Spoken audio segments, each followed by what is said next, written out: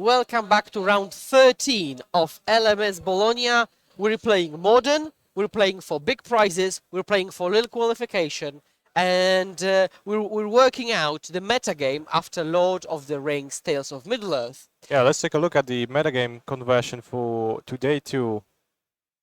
So, as we can see, there are two interesting outliers, I'd say. One, we've got Mono Green Tron at 25%. A quarter, and actually it was like, I think, in the top 5, top 3 most represented decks coming in. Yeah. So most represented deck in day 2. yes, it's actually the most represented deck here. And we also see mono black coffers at the bottom of the screen. With an impressive 33% conversion rate. That is pretty intense. It does seem like the big mana decks are just taking over this tournament with the help of the One Ring, just fitting beautifully into those decks. But out of those more popular decks, I think Yawgmoth 20% conversion. That's pretty decent, certainly. And we're about to watch a match of Yawgmoth in the hands of Kowalczuk, showing up in the feature match area with a 10-2 score. Once again, facing off against Friesche.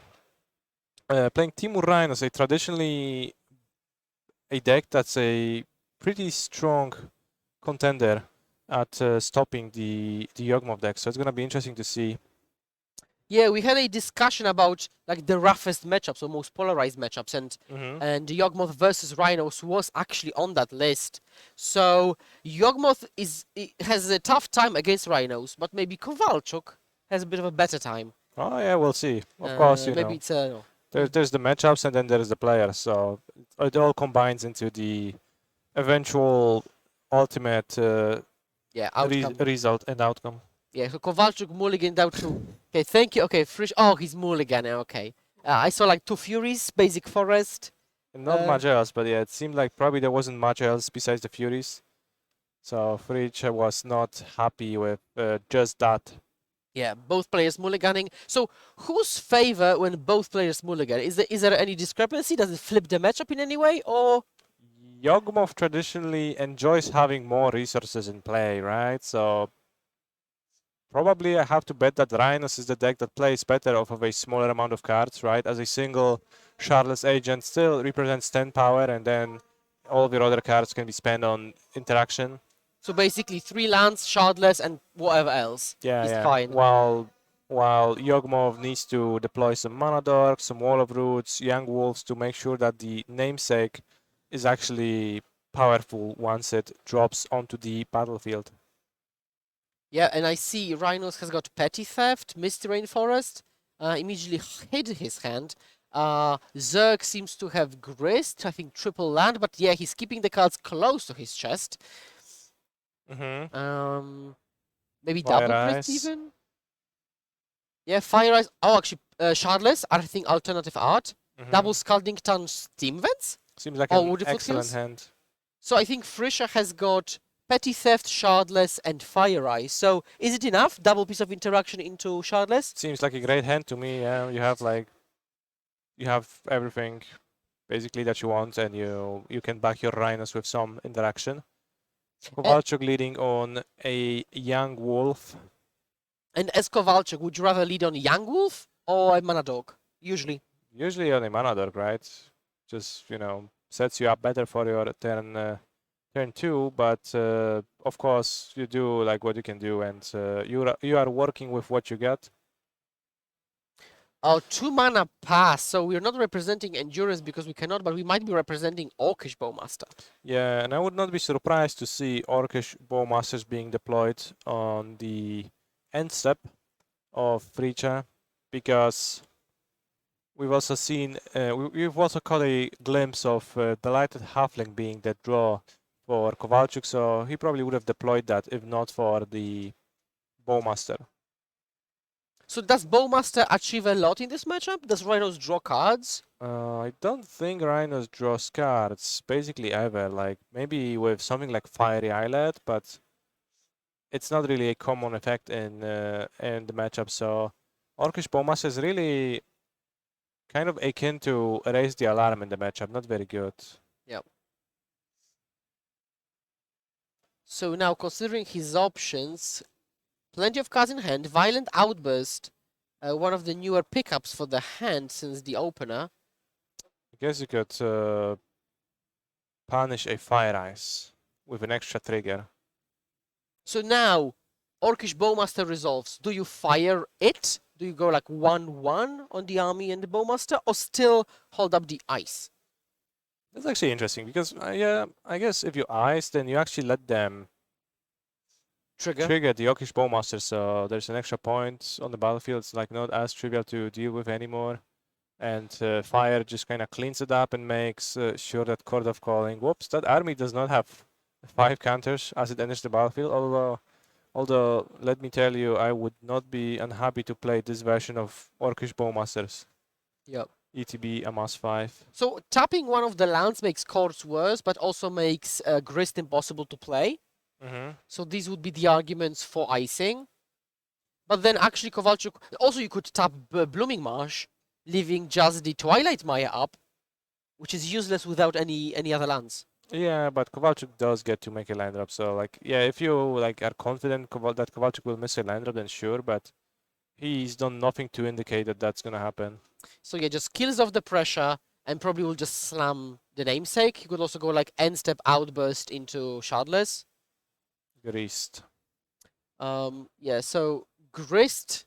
No insect. Is it in any way viable to try to actually grind through those rhinos? Like Grist minus Well, that route? it helps possibly. What's the largest amount of grease tokens you have ever created or you've seen created? I think actually 3. 3? I think 3. And it may have been actually Kowalczuk. That's impressive. Yeah, I think that was 3.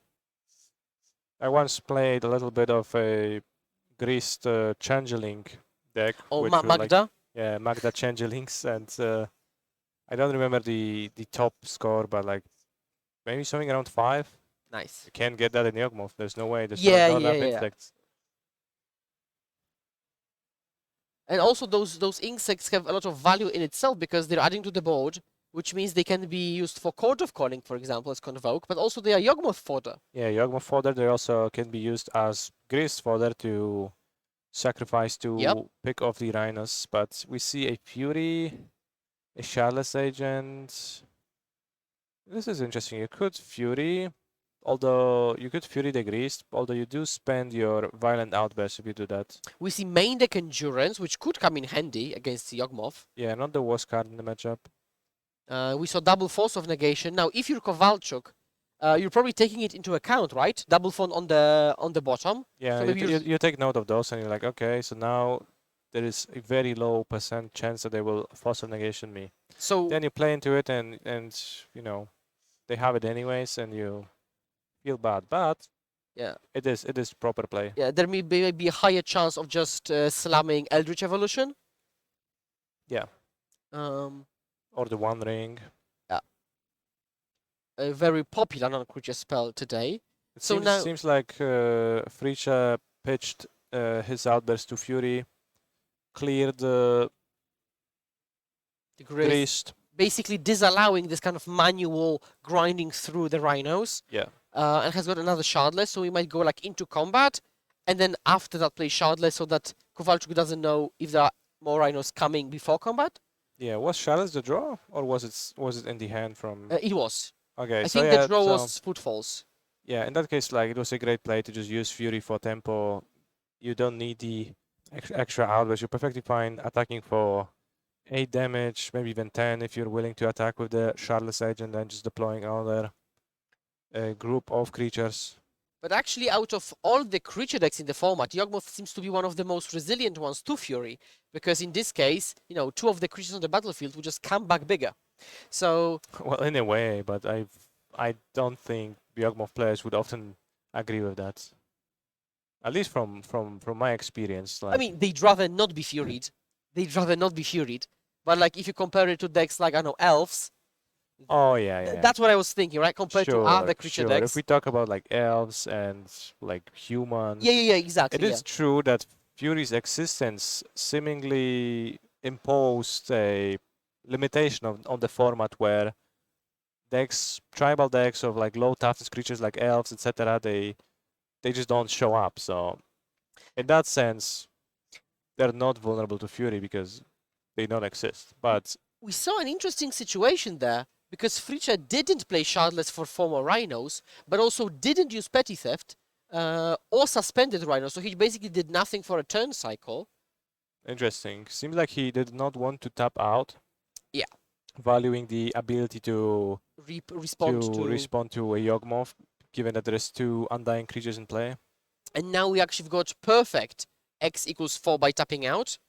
What would you bounce in this situation? Would you wait and bounce Yawgmoth? Would you bounce an undying creature to stop the loop going? I'm not sure. I mean, Seems like we're quasi bouncing loop. the Strangleroot guys. That would make it so that Yawgmoth cannot... If Kowalczuk searches for Yawgmoth,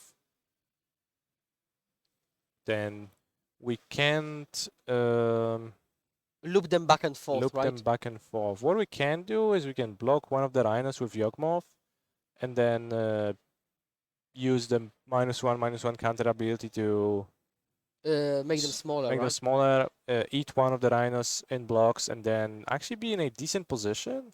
Or what about maybe making them smaller and then proliferating it on your turn, maybe just to kill them off?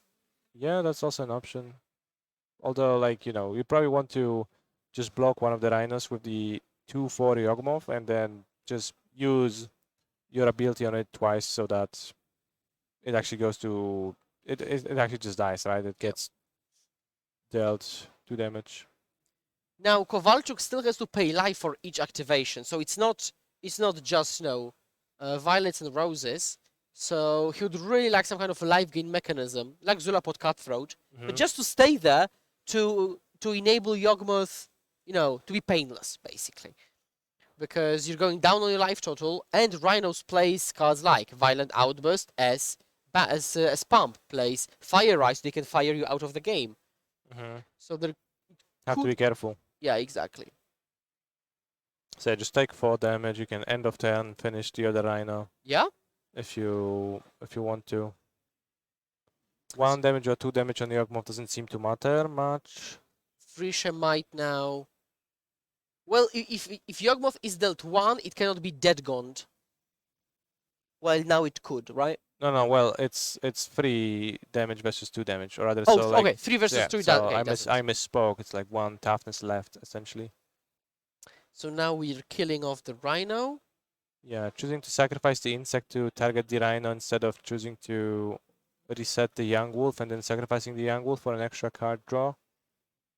Interestingly. Yeah, Kowalczuk was really putting on a clinic, and he might be winning soon enough. We've got Wall of Roots, Strangleroot Geist, so we're just a quarter of calling away from actually winning.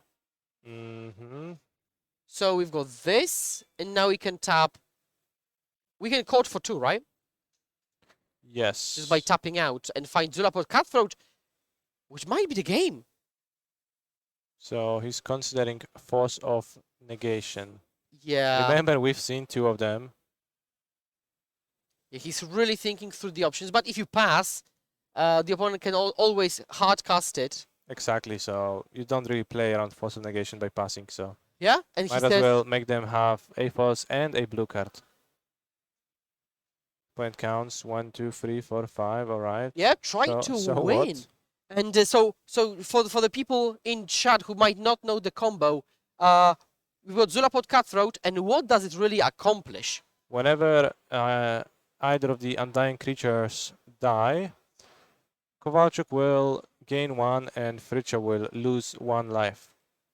That way, Kowalczuk offsets the life loss from Yawgmoth activations and also just progressively deals damage, and that way, or rather causes a life loss, and that way he's just gonna win by sacrificing the undying creatures, resetting them back and forth with Yawgmoth as the deck traditionally does.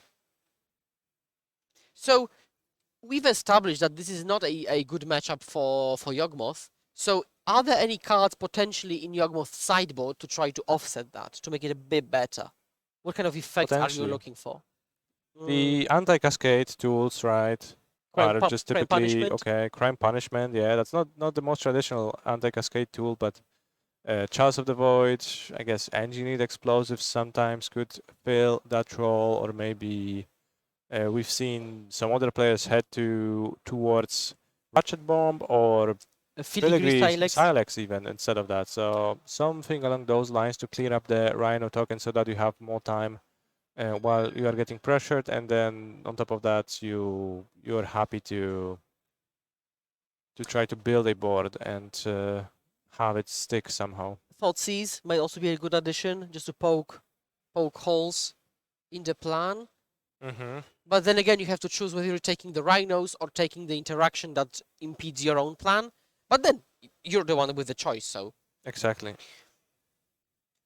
But typically, if you had Thoughtseize in hand, would you place Thoughtseize on turn 1? Or would you do your own thing and then play Thoughtseize, let's say, turn 2, 3, 4? You have to look at your hands and play Thoughtseize before they get access to free mana. And ideally, you would like to play it at the latest possible time.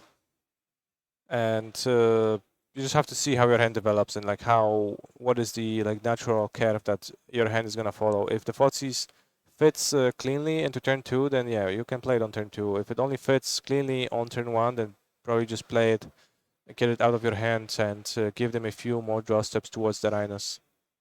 Yep, that all makes sense. And players are shuffling up. Kowalczuk on the draw now.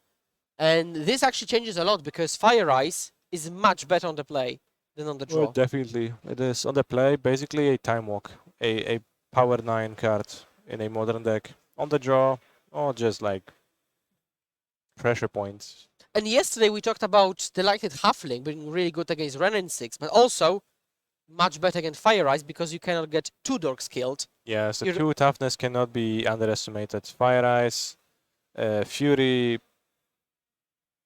really like anything else that cares about dealing damage. It's so important in nowadays modern. Yep, you can block Gingerbread cleanly. True.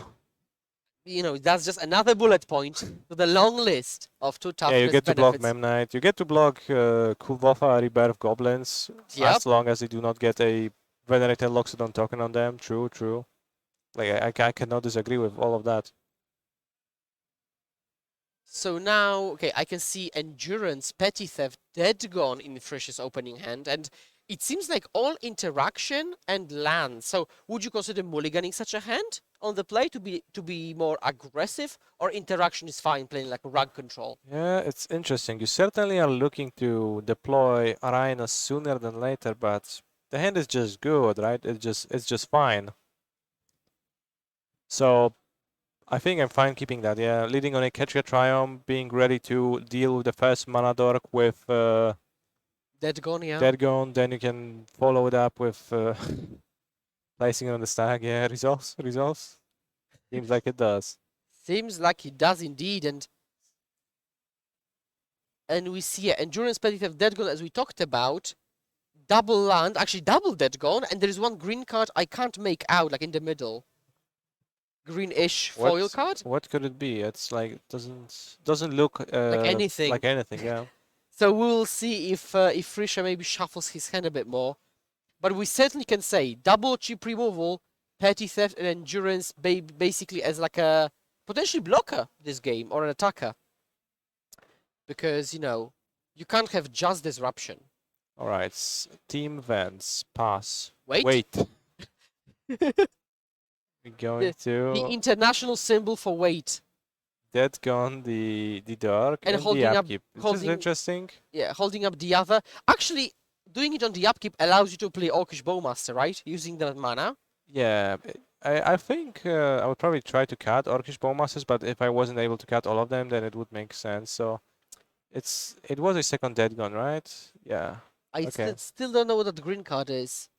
Could be Tireless Tracker. Could be anything. Trial Shocker would be an impressive card. It would be any. I think it's still something impressive. We just don't know what. There is an Endurance, right?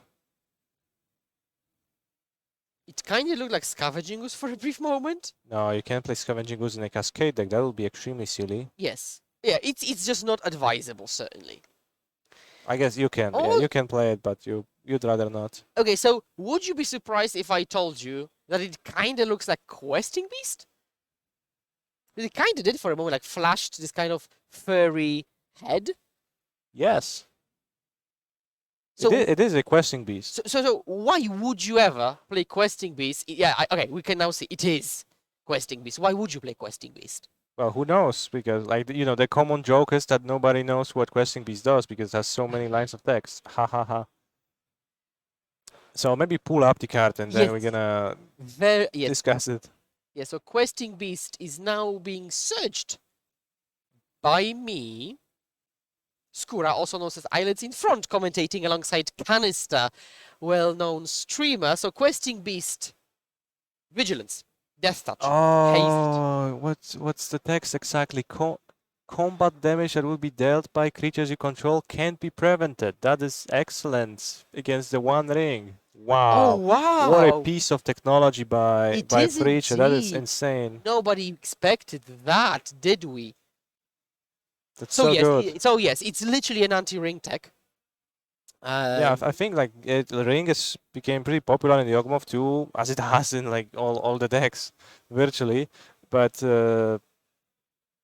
maybe we're gonna see the line. Maybe we're gonna see the Questing Beast crashing through the protection from the One Ring. That would be insane. Oh my god, petty theft on plant. Okay, this is a legal play. Mm-hmm.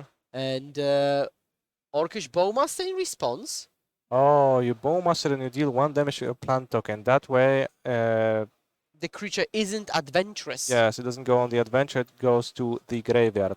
Yeah, so the target of the spell gets removed, so the spell fizzles, and so it just lands in the graveyard. So it seems like some Orcish Bowmasters were left in the deck.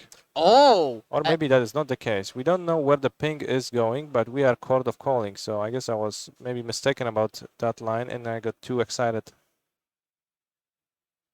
And now actually being raised the alarm is very relevant because you can actually perfectly search for Yawgmoth. So 1, 2, 3, 4, 5. They scored searches for a creature with mana 4. value 2 or less because Oh, five Orcish mana was tapped. Bowmaster was... Yeah. Okay, sorry, yeah. I was mistaken, yes, you're right. So it's 3 plus 2, so it could be like Strangleroot Geist maybe, could be another Orcish Bowmaster. Probably Strangleroot Geist for setting up purposes, maybe Wall of Roots to have more mana. Yep, and set up a subsequent Code of Calling. Mm-hmm. Also, when talking about anti-ring text, Team of Rhinos played Stomp / Bonecrusher Giant for a long time anyways, Mm-hmm. so maybe it's time for this card to come back, because again, they played it anyways, and now it has actual proper utility. Is Questing Beast or Stomp better? That's a good question.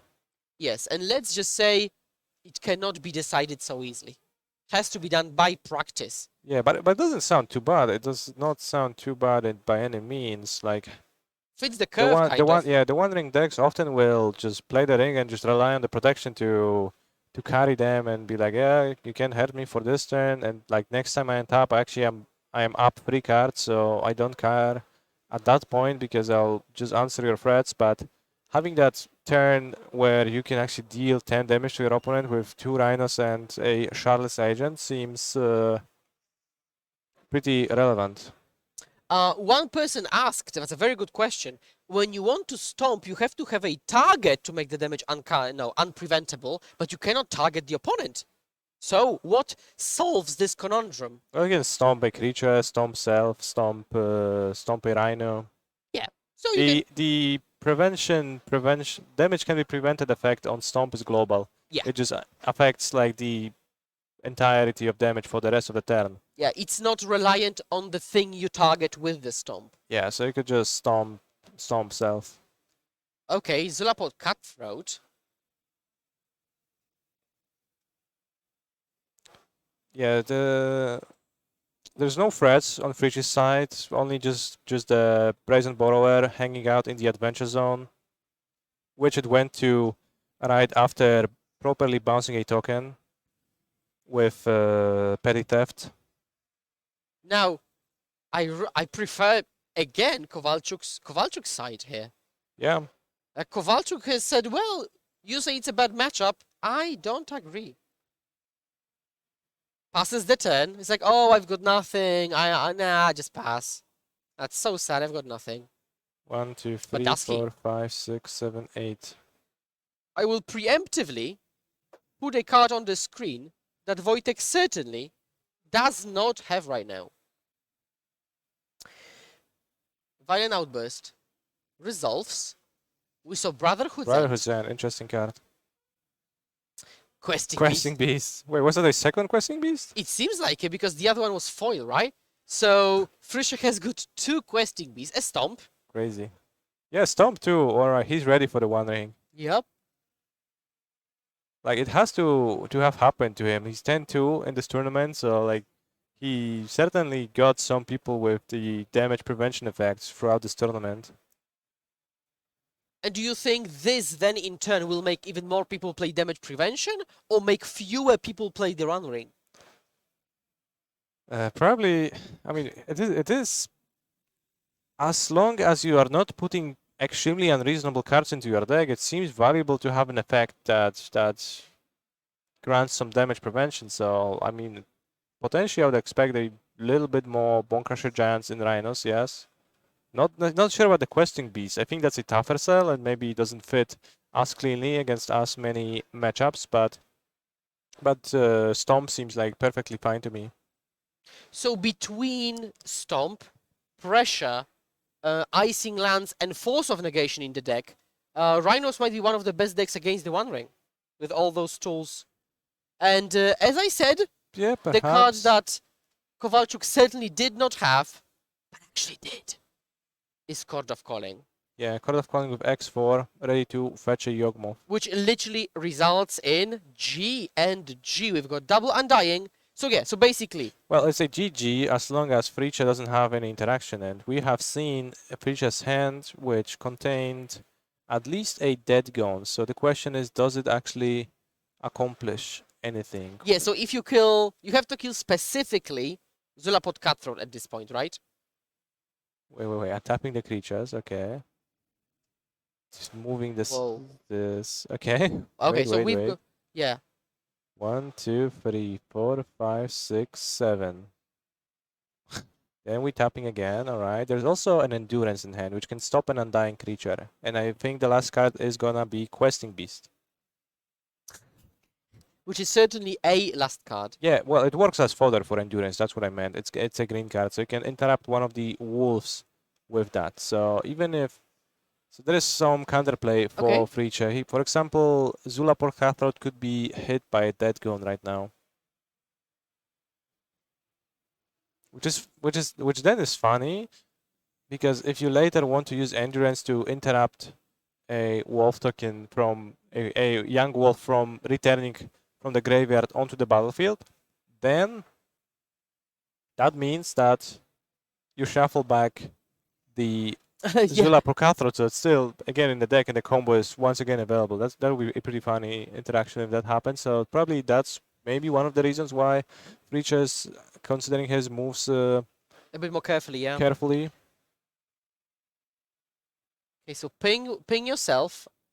Dead Zulaport Cutthroat. Kowalczuk's indicating that the Zulaport's trigger. Now, the code X value is the same.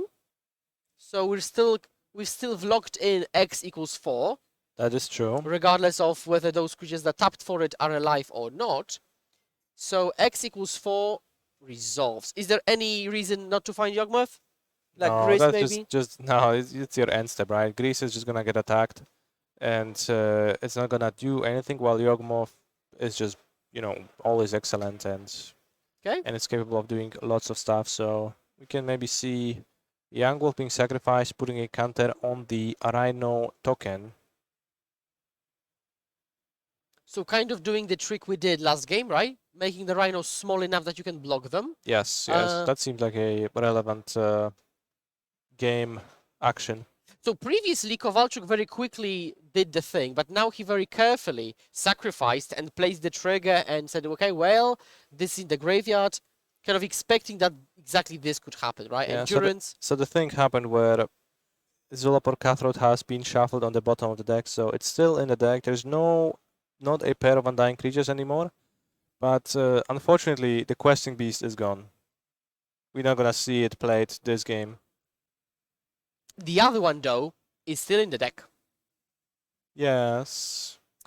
Yeah, hopefully. We can hope, we can dream. Yeah, so let's take a look at Yawgmoth once again, because it's a hell of a card. Swiss knife of a tool in this deck. Draws cards, enables the combo, makes the opposing creatures smaller, proliferates, protections from humans, everything you might ever want. And so Zerg has got 4 power on the battlefield, Frisch has got 6, but soon to be less. 5 right now. I think we can probably freely sacrifice the Bowmaster to reset the Young Wolf and then make another Rhino into a 2-2 once again. And a pair of 2-2s is a much less threatening than a pair of 4-4s. That much has to be said. Another interesting interaction is that you can kill your tapped Undying creatures to make them come back untapped so that they can be tapped for Chord of Calling. That is true. Although if just 2 creatures untapped, that's not enough to Chord of Calling. The cost of the card is too high. Yeah, because you can put the counter on Wall of Roots, that's 1 green, tap Young Wolf, the 2nd green, and you run out of options at that point. Right, so what was the top deck? What do we see? What would be the perfect top deck? A Fury? Maybe? Well, you can't cast a Fury, so it's far from ideal. Oh, right, just 1 card in hand. So is there any actual 1 card you'd like here? Oh, I don't know, but we're gonna see a Fiery Islet actually triggering the Orcish Bowmaster. Pinging, dealing 1 damage to the 2 Toughness Rhino, making sure you can just kill it and creating the army token. Very nice. Very synergistic here. Yeah, very nice of Kowalczuk not to sacrifice his Orcish Bowmaster, seeing the Fiery Islet in play. So, knowing that there is a chance that Fricha is going to want to use it, just making that play that much better. Yeah, and the Amass token could have been sacked to actually kill off the other Rhino, right? Yeah, because it seems like it didn't. Yeah, it did not. Kowalczuk, full grip, 5 cards. Well, I'm slowly getting convinced it's not that bad of a matchup. For a moment, it seemed like Fricha was extremely impressed by Hapatra and was about to extend the hand in concession. Yes. But seems like it was just out of the need to read the cards. As many should. It's a pretty tricky one. And a pretty niche one, yeah. Yeah, so Hapatra is on the stack now. So what does Hapatra do in this particular spot? What does it add to the battlefield? Whenever you put a -1/-1 counter on a creature, you get to create a 1/1 enchantment green Death Touch Snake token. Which means that whenever you activate Yawgmoth, you get a creature to activate Yawgmoth again. So you can just essentially pay... Machine gun. Yeah, machine gun. Essentially, Yawgmoth's... the cost of Yawgmoth's ability gets reduced from sacrifice a creature and pay 1 life to pay 1 life. So you get to use that in a fairly unlimited way. And crucially, there is a Chord of Calling in hand, so you can code for Zulapor Cutthroat that is now in the deck. Wojtek's just... Yeah, it's pretty funny that the Cutthroat has been shuffled back into the deck. And it's actually relevant. Yeah, it's actually relevant.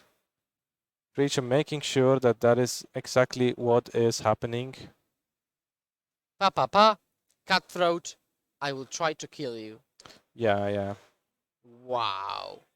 You can also use Hapatra's ability, like with your own creatures, with an Undying creature, where she also kind of works like a second Undying creature as far as comboing off goes. So, as some people told me, it's not a bad matchup if you don't know it's a bad matchup. Yeah. And no, half jokingly, but if you enter the game and you don't know you should be behind, maybe you play a bit differently.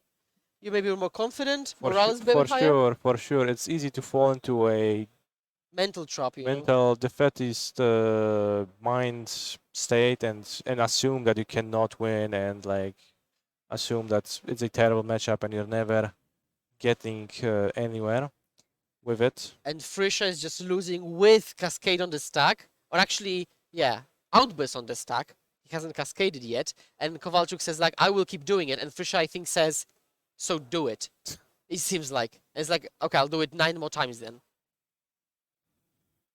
So yeah, I believe at some point, it's an actual loop that you can announce, right? You sacrifice a snake token to remove a counter from the young wolf. Yes. That creates a snake. Then you sacrifice the young wolf to put a counter Yeah, I just nowhere. wave Yeah, the that's a hand. loop. That's a loop. Yeah, wave the hand. Said, "Yeah, just do it." And Wojtek knows his stuff. And GG has been declared. Golgari Yogmoth, Seems Wojtek like, Kowalczuk, Zerk, yeah. MTGO Grinder takes this one down in allegedly a bad matchup. Yeah, it also puts him at 11 wins. So pretty close to the range of being capable of top 8ing this event. Yeah, I think one more win is a lock.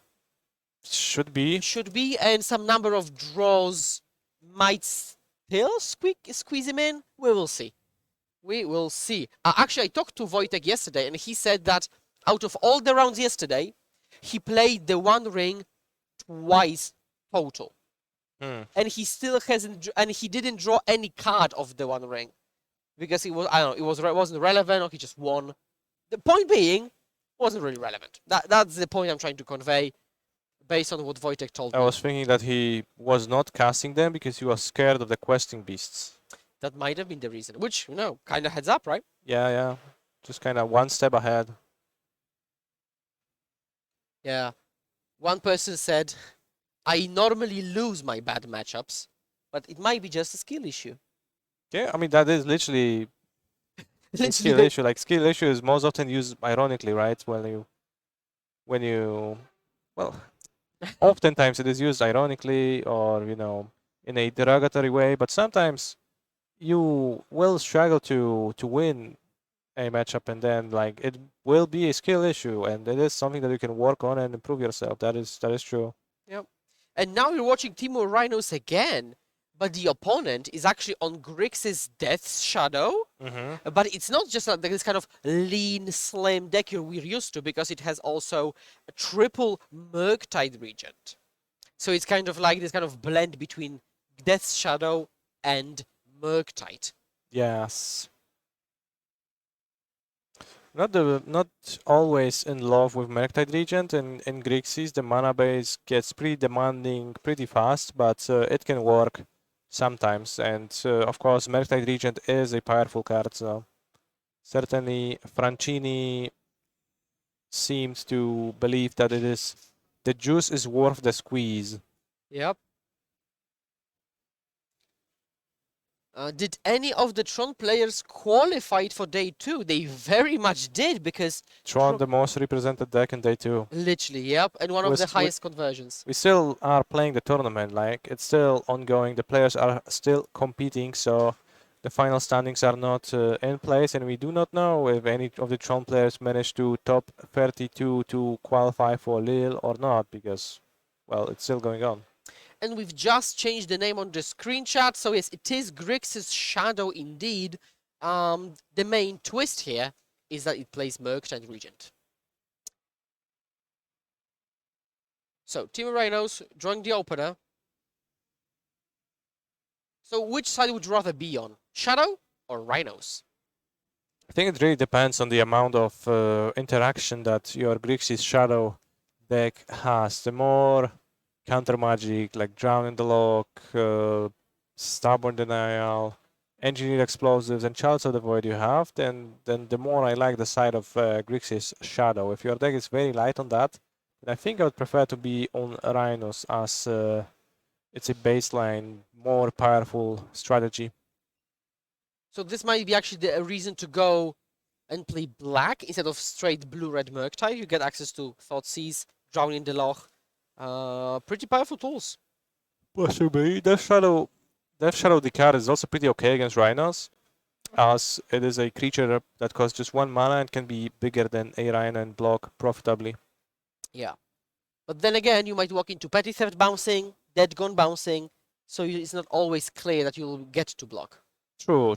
Like, but it's easier to to actually block if your creature costs 1 instead of costing, let's say 6. I That think would be harder then. the Rhinos deck has got Rhinos in the opener, a bunch of lands, Petty Theft, and I also saw Mystical Dispute. So, Mystical... Okay, actually, we'll see the whole hand. Okay, so let's. We've got 3 lands, Mystical Dispute, Petty Theft, Crushing Footfalls. What would you say are the 6 on the draw? No Cascader, which is a little bit rough, but just suspending Rhinos on the first turn of the game is an okay move, so you're not unhappy to do that. Wouldn't be surprised if this is what Francini takes, the Crashing Footfalls. Present Borrower probably not super scary unless it's bouncing Magtide Regent specifically. And Mystical Dispute can be played around once you have seen it with the Fozzies, so um, depending on Francini's hand, I could see any of the cards getting Fozzies in this spot. The Footfalls player also is really happy not to see Ragavan, because this hand will be called to it. And Francini saw the top card with Bobble. So he's got more information than the Rhinos player, actually, about this. More information than we do. And more information than we do. So considering his options, this could be a very important thought. Actually taking the dispute. So what could that indicate? That probably indicates some blue spells that should be seem to be worth protecting. Be it a Expressive Iteration or Magtide Regent, we are about to see that, I believe. Yeah, or maybe he wants to turn off the option to fight back against counter magic in the later turns. That makes sense too. So upkeep, draw. So let's see what was on top. Another dispute? Or what? Seems like another dispute, yeah. So suspend Footfalls, coming down in 4 turns. Another Bobble. Take a look at myself, so probably a Fetchland coming to see if you want to shuffle that away or not. And we're indeed shuffling that away. Do you think that this Mystical Disputes, like being redrawn, is it the so-called Fozzies bug? Yes, Thoughtsei's bag. I don't play this card myself because it's just way too annoying to see the opponent top deck exactly what I took away. And also, you know they did it because you saw their entire hand, so both player knows that. So no, I am a no discard player. It would ruin my morale and mental game. Yeah, my question was if you think it was like an example of the Fozzies bug happening IRL in paper game. It just may have been, yeah. Which I guess it was, like, I guess, It literally was, actually. Oh, okay, so preemptive EE on 0. So EE on 0 matches very well against Rhinos because they're tokens with 0 cost. And we're playing that now so that it doesn't get disputed, I assume. Yeah, it's not easy to dispute engineered explosives, but you play it now so that your opponent cannot draw a Force of Negation to counter those engineered explosives later. So it makes sense to try to save them from this mode of interaction, and you will want the explosives in play soon enough after those Crushing Footfalls resolve in just 3 more turns. So are there any ways for the Rhinos player to get rid of the EE? In the past, we saw like Prismary Command main deck, for example. I assume no Force of Vigor was sided in against Shadow. Maybe Petty Theft? Kind of. We've seen Petty Theft in hand, although, bouncing a 0-mana permanent is not always the most effective. And they immediately replay it. So Petty Theft is better against Chalice, because you actually are able to cheat the Rhinos through. If you bounce EE, the opponent replays EE and pops it. So you haven't accomplished anything, really. Unless it's all about maybe a single attack. I don't know, just bounce it, outburst, bash you in. Or maybe you have drawn Force of Negation. So you actually can bounce it to counter it on the way back. Yes, that will be true. Fire Ice was the pickup. Many artifacts like engineered explosives would ask you to tap them, to use them. That is not the case with explosives specifically, so even a trick like Fire, Ice tap explosives is off the table. Yeah.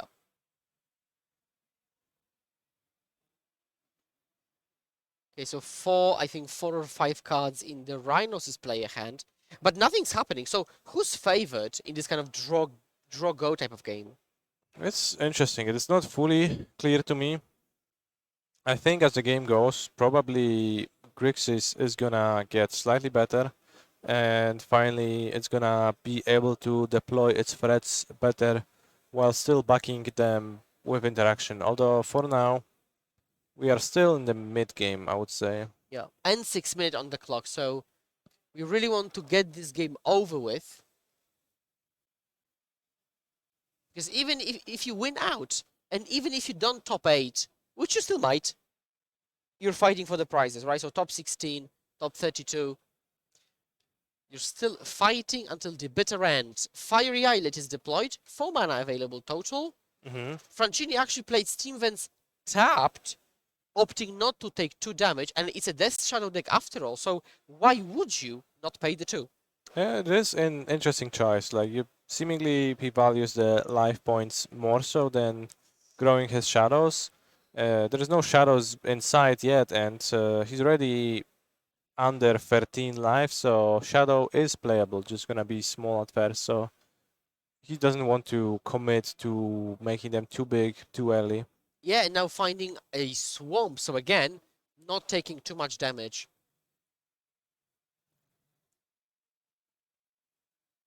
So it's kind of like a conservative-ish approach.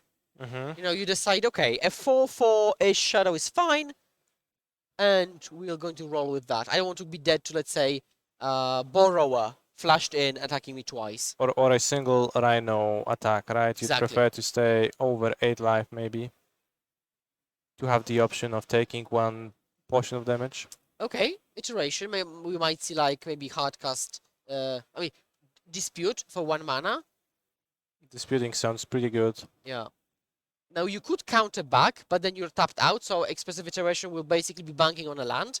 But then you don't really want the 5th land, so it could can get awkward, even if you have counter magic. He says What just happens? resolves. Interesting. Okay, so if you're not disputing that, interesting. Also, if you dispute that and Francini counters back, you have an opening for a theoretical violent outburst. And even if you know you don't have it, Francini doesn't. True. So it's very scary for Franchini to fight back. So yeah, a bit of mind gaming. That said, we see a Ragavan being picked as the card to play. I assume a 5th land will be deployed because Francini doesn't want to be caught without 2 mana open for explosive, but we might see a fast monkey here. With dash. Pretty scary, right? Because if it gets removed, you cannot possibly hold up EE, so dead gone into violent outburst is pretty deadly. But yeah, even just violent outbursts into block, right? That's just kind of an insane play right here. So kind of counter-conservative in this particular spot. Icing the island. Well, it doesn't accomplish that much because your rhinos won't be able to attack, right? So that seems fine for Franchini. Yeah, the trick only works if you could outburst them now and get 1 combat in. Which in this case is not happening.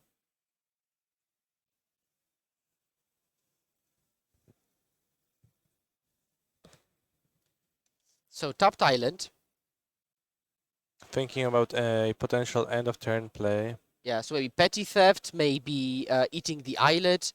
So we are bouncing the EE. We are bouncing the EE. So it makes sense only if you have counter magic back, right? But you don't, because there is a triumph. Oh! I see a spell piece here. That's also an interesting Whoa, play okay. because you could think you could just replay the explosives, but spell piece cannot protect them against a pitch force of negation, which probably was the thing on Franchini's mind. In Konati now with 2 rhinos against explosives, they cannot attack. It's an interesting spot because Konati represented something that he didn't have, and Franchini said, I believe you have it. I'll play as if you had it. Also, an interesting piece of trivia, I'd say, if you play a creature of suspend, it gains haste. That's true. But you played tokens, not creatures of suspend. Yeah, you played a sorcery that created 2 tokens. Yeah, so that's why they do not have haste. If it was like an actual rhino creature, it would have haste. We see another iteration.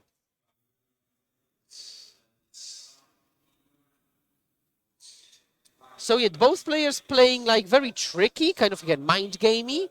They probably have some kind of idea behind what's happening in their heads.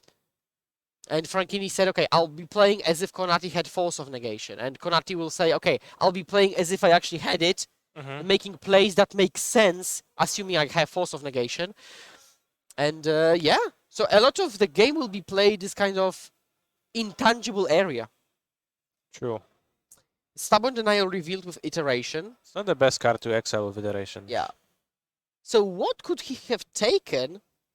Maybe the iteration showed, let's say, 3 pieces of interaction. Maybe. And he just said, okay, take one and exile the other. I'll confirm the time. All right. What are we gonna see? Another Watery Grave. Down to 9 life. So a Death Shadow is gonna be a 4/4, able to turn on the Stubborn Denial at this point, but is it all for Franchini's turn? Is that the end of it?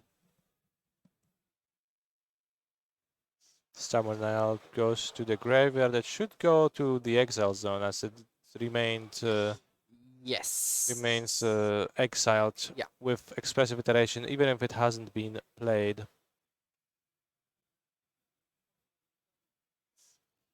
Now we activate Engineered Explosives, paying 2 mana for that, yeah.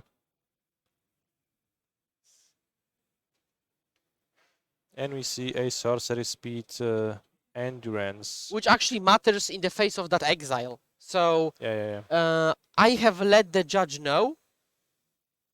So we can do it before Endurance.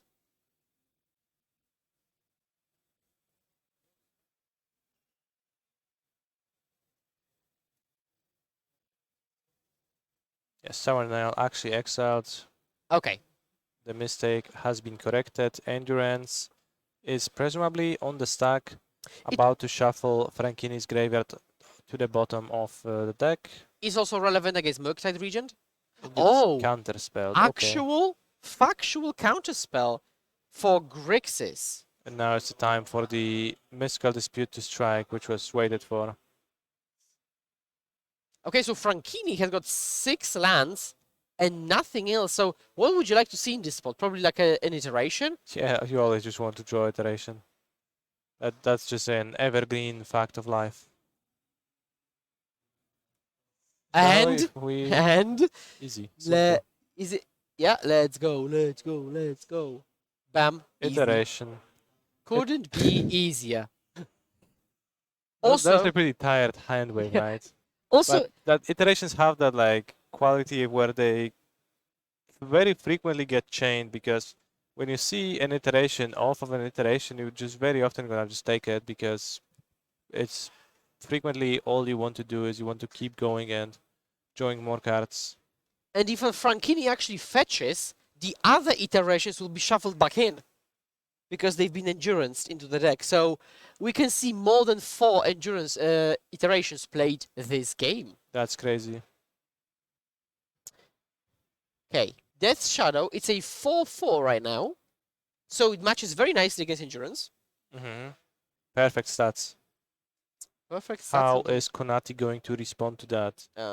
I see Dead Gone. I think, Ketchut. No, Ketchut was on the battlefield. Was it a Fury? May have been. Also looked like a weird Valakut. I don't think there is a Valakut. No, yeah. So we might see like Fury Hardcast kill Shadow, but then Franchini says, well, not kill, because I'm going to fetch, lose life, and keep it alive. But then Konati says, okay, respond Dead Gone. Sure, that still lets Franchini fetch for a Shockland if there is more Shocklands in the deck, and then take lose free life. So there typically are like double watery, single steam vents, double blood crypt. I think that's a typical makeup. So we could see another blood crypt coming down. So that's probably means that there is an extra vents in the deck, possibly. Yeah. So we will see. We'll see what the Shockland makeup is for Grixis Death Shadow.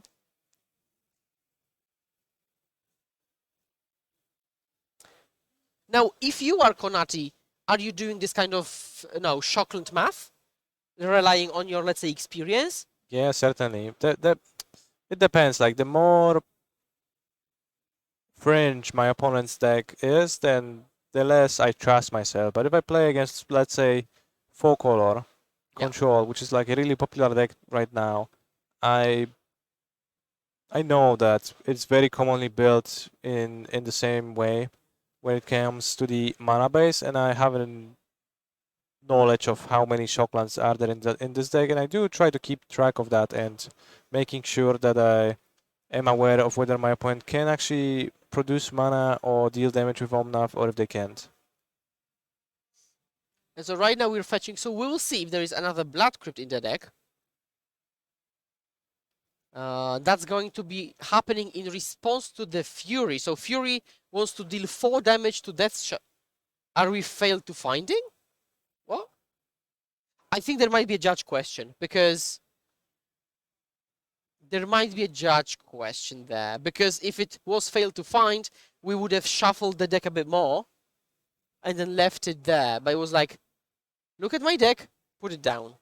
So I think there might be a judge question going. Very, very likely.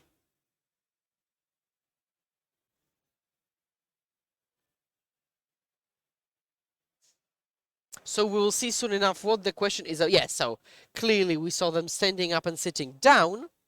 And we're back to fetching. Fetch, fetch, fetch, fetch, fetch, fetch, fetch. So Steam vents. second steam vents. So we shock in, we go down to 6. Right? We're at it at 9. Yeah, I think it was 9. We go down to 6. 6. Death Shadow is a 7/7, so it has 4 damage marked on it right now from the Fury. And the Dead Gone in hand cannot finish it off because it's 4+2. And 4+2 historically has always been smaller than 7. Historically, that is true. Last card in Konati's hand is actually Dead Gone. Yeah, the Brazen Borrower has been already Deployed earlier. deployed. It tried to bounce Engineered Explosives and got Spell Pierce, so that's why we never seen Brazen Borrower go onto an adventure. And the single Death Shadow might ride to victory, but Franchini has to be careful because a single Fury shot is also lethal. He could go to 3 life by not blocking. That would mean that the Death Shadow survives. Because right now we have a 7/7 with 4 damage marked on it. If it blocks the Endurance, that is 7 damage marked on a 7 toughness creature. So probably we want to avoid that, but... And there have been situations in the past that Shadow players, for example, could bolt themselves just to grow the Shadow, or let's say save it from removal. So we might or might not see that here. Now, crucially, Konati is at 14, and there is no way Death Shadow can attack for that much. Literally impossible. Yes, it's impossible unless... Yes, it's actually impossible. It used to be possible, but there was a rules change before that. Oh, it was? Yeah. It was possible if you had like a Phyrexian Unlife in play, which would let you go to negative life total, which then would translate into like a 20/20 Death Shadow. Okay. That's what you're referring to. I remember that, yeah. Because minus and a minus is a plus in this case. But it is no longer true. Yeah. A few years ago, we changed the rule so that Death Shadow literally cannot be bigger than a 13/13.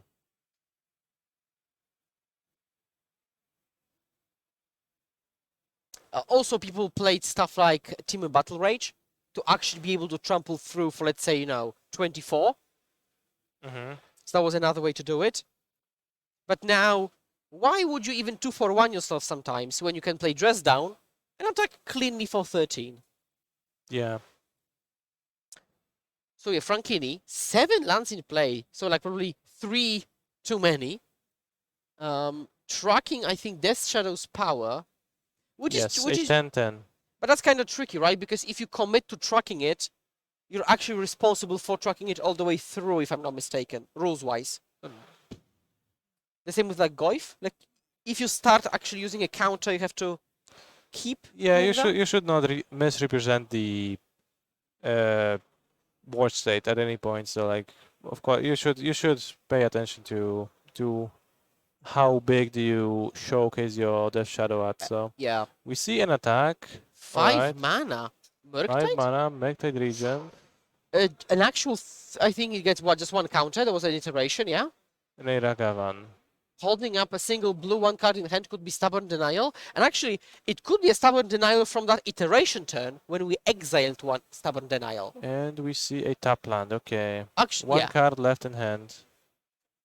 Dead Gun the Monkey is a fetch land. Wow. And Konati squeezes out a win. Wow, so we kill one of the blockers, attack with both. One is blocked and the other goes through. Franchini dead. Konati. Yeah, Squeezing out the won win. the game, squeezed the win Wow. by inches right here. Yeah, I mean, almost an impossible situation, but very close game indeed. It's probably talking about some, a few turns back, and kind of probably discussing the Death Shadow Fury situation, where it could have or could not have been dealt with. So yeah, just discussing the game, but the result is clear. Team Rhinos, 10-3. In hands of Konati. Yeah, 2 more rounds, possibly making it to the top 8 with good tiebreakers at 12-3.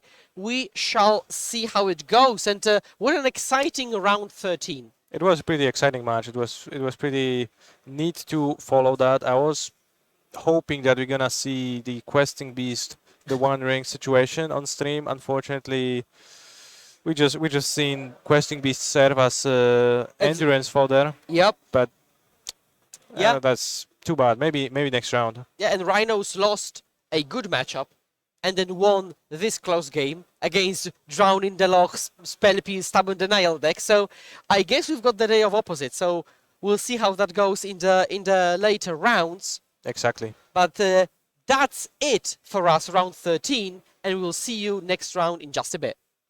All right.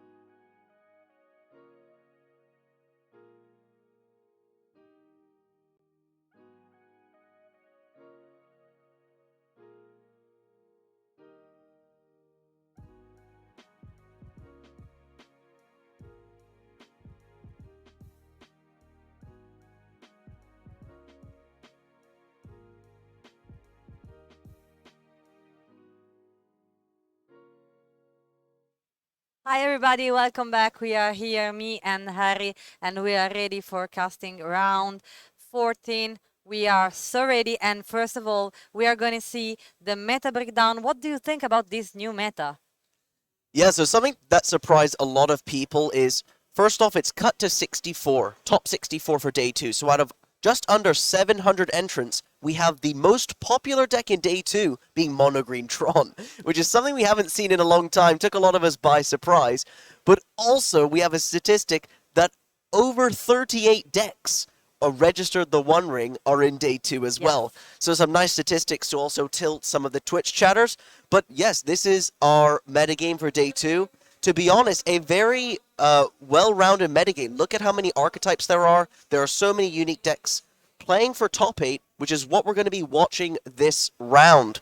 Our two matches in the feature match, our main feature match is going to be a win-in, guaranteed win-in for top 8. Both of these players, 11 and 2. That 12 wins is where you want to be at to guarantee that top 8 slot.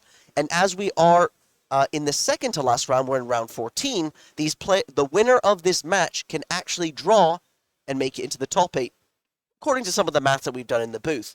Now, this is actually table 3 in the room, so we haven't got table 2 or 1 in the feature match because we don't know if they're going to be doing drawing, because they're going to look at the standings and they have to make their own decision. So we're going to be looking at table 3 from the room, Golgari Yawgmoth versus Living End. Let us know in the Twitch chat, who do you think is favored in this matchup? Generally speaking, from my point of view, Yawgmoth is a deck that makes a load of creatures. Normally, Living End is good against a creature deck, but this creature deck likes to sacrifice all of their creatures.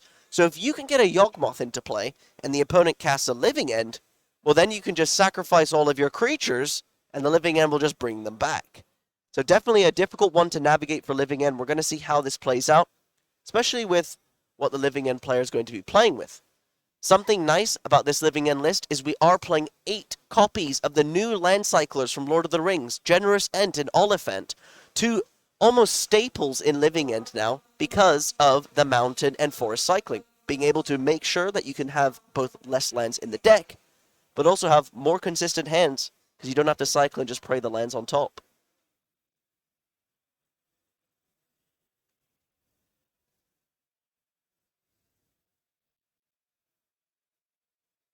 Both our players started. And that's a Grist the Hunger Tide. This is really bad for the Living End player, because not only is this going to put 1/1s on the board, to put, oh, and the Yawgmoth goes to the graveyard. That's a Yawgmoth in the graveyard, so now if you cast a Living End, well, your Yawgmoth opponent gets a free Yawgmoth. That is honestly a very bad start here for our Living End player, and also a great start for the Yawgmoth player.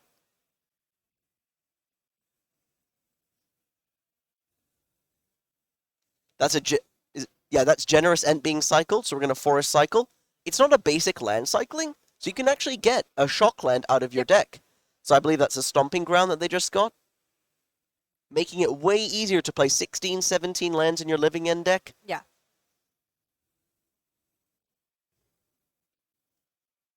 Let's see. That's an endurance. Everything is coming off of this this Grist. Exactly what you need as the Yawgmoth player. Let's see how long this game will be. Chat, what do you think?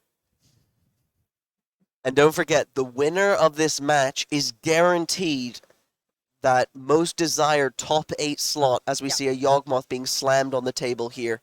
Yeah. We're getting to a... I guess... No, I believe we just forgot to attack with the insect there.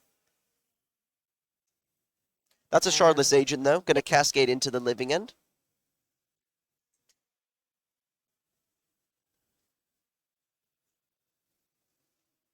If we can find one, finally. Let us open and check every card that was flipped with Cascade.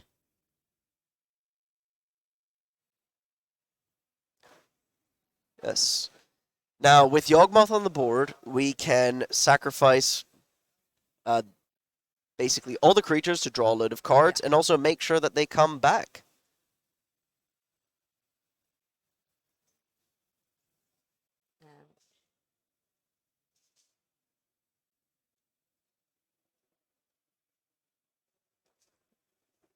Okay. So we've drawn 3 cards, lost 3 life because of the Yawgmoth.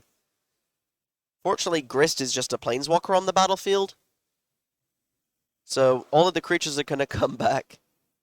And now there's a question about what do you do with the Endurance? Like, I don't think you want to shuffle the Living End back into the deck, and you want to keep that Yawgmoth in the graveyard in case they have another Living End. So, probably just not going to target anyone with the Endurance. Yeah, seems to be the case. Yeah, exactly. Put token.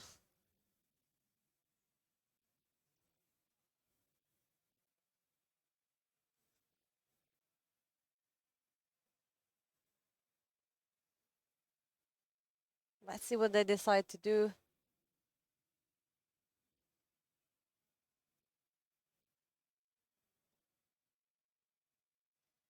$18 life point for Peterson, 13 for Van de Beek. We still have 45 minutes on the clock.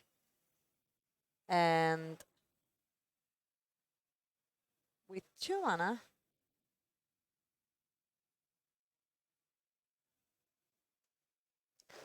Wall of Roots. Going to instantly make a mana. and another one. Yeah, that's going to instantly make a mana. Oh, and that's Cutthroat. Okay. So, because we don't have any Undying creatures, this isn't lethal just yet. We have something like Chord of Calling. We might be able to do something. But of course, Living End still have access to Force of Negation, so there is some sort of interaction in the main for this. Could also just Chord for Hepatra, right? But that's a Force of Negation. And that Chord of Calling should be exiled. And of So course. it does not matter.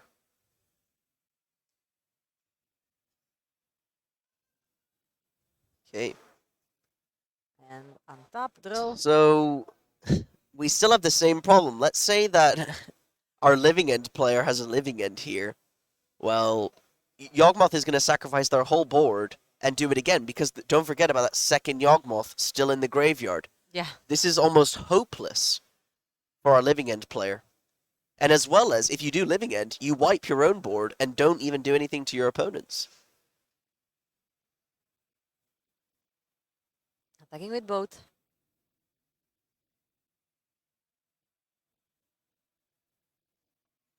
And Is this another Chord of Call? okay. Okay. Bit faster. That was a nice game 1. Yeah. Yawgmoth versus Living End, really displaying the power of Grist the Hunger Tide. Turn 2. Especially milling that Yawgmoth was a nice hit. But going into sideboarding, there may be some interaction from Living End. I assume that they're going to have some sort of Endurance. Yes, multiple copies of Endurance for Living End in the board, as well as Subtleties. Fury, Subtlety, Endurance all look to be great choices from the Living End sideboard. For Yawgmoth, we got copies of Chalice of the Void, Thoughtseize, and some one-ofs that can interact with the graveyard as well. Don't forget, this is a closed decklist event, so we aren't allowed to disclose exact numbers and copies of cards to have respect for the players until the top 8, because we've got to respect the players and the fact that they are playing a closed decklist event. Yes, exactly. And it's a privilege that we get to watch them play here. But then after the end of this event, we will have available on Metagame. And during the top 8, we can talk about that with numbers, because then the deck list will be open for them to watch, so it doesn't make an advantage for any player.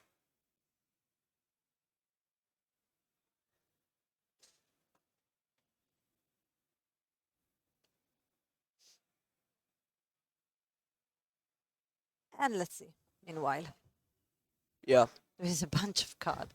There's a lot of pressure on this match, you know? Yeah. No, even being up a game, I would still be nervous. If you win this match, you are guaranteed that top 8 slot. Yeah, exactly.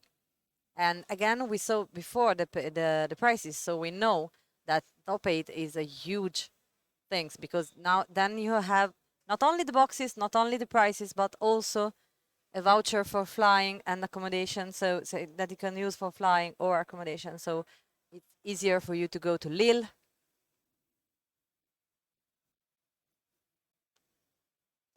Yeah, we're gonna try and get the.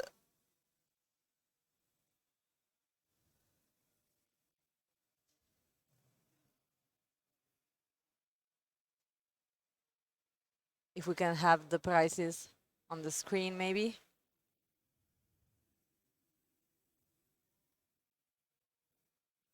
We're trying to get the prizes up on screen now so we can see what these players are truly playing for right now. Huge stakes.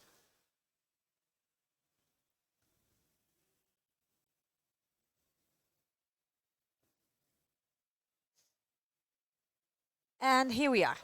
Yes, we finally have the prices, as you can see, from the first one of this day 2. So players who will be 64th, they of course will get some ticks and some USD, but then up to from the top 8 to the first place, the prices are better. But again, we will have a flight voucher, some boxes, and the qualification for Lille will be from the top 32 up.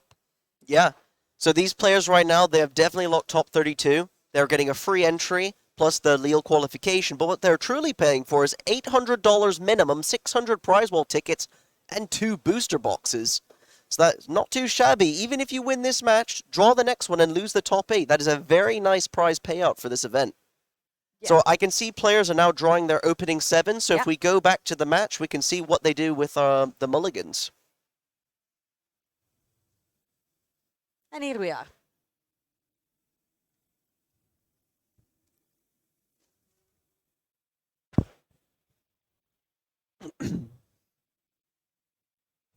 We will have Living End on the play. Yes. Now that does change some things. Living End has access to cards like Grief, as well as just all those interactive sideboard cards we were talking about.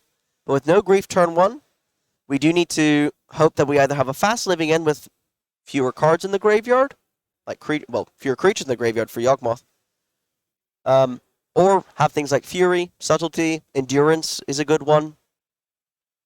Gonna have to see.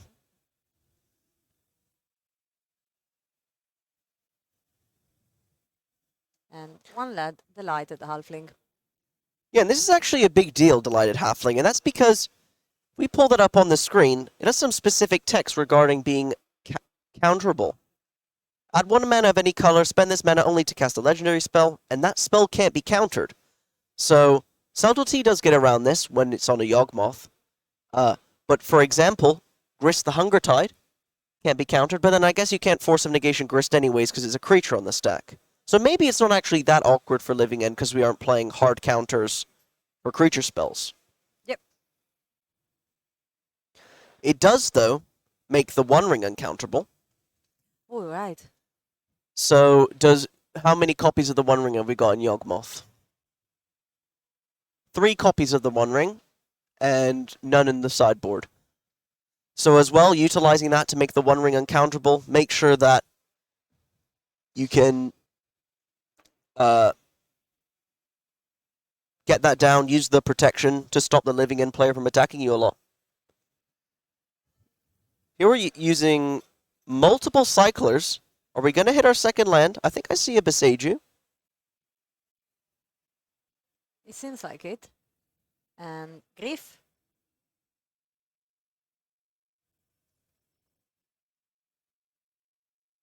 Wow. So, what do you think it would be good? A good choice here. I mean, it has to be, unless if you don't have Subtlety, yeah, I would assume it's just Endurance because that literally just ruins your game plan, right? And then you can try and manage everything else. You've got a lot of time to play around that Yawgmoth that you know about now. And I saw a generous End in the hand as well, so we're guaranteed to hit our third land drop here for Living End. So if we have a Living End, in theory, we can get all our creatures back and Grief next turn, not have to worry too much about that Endurance. What's a problem here, though, is that we saw multiple copies of Young Wolf. Oh, yeah. And Young Wolf and the way Undying works with Living End, because Living End says each player sacrifices all of their creatures, the young wolves die, so they actually do Undying back to the battlefield if you Living End. Because look, it says, while you exile all creatures from the graveyard, then sacrifices all creatures they control. So because you sacrifice the young wolves on the battlefield, you actually will get them back. The only creatures you're exiling are the ones in the graveyard, so you can put them aside to bring them back to the battlefield. It's actually something that makes Yawgmoth have a nice position against Living End. But I'm surprised here. I thought I saw a Generous End in hand. I guess I was mistaken. We miss our third land drop as Living End. And now the game is kind of over if we don't have a subtlety, but we do. So the Yawgmoth is going to be put on top of the library. Making sure, again, that Yawgmoth is down. You really can't Living End. Attacking with both the young wolves. And let's see.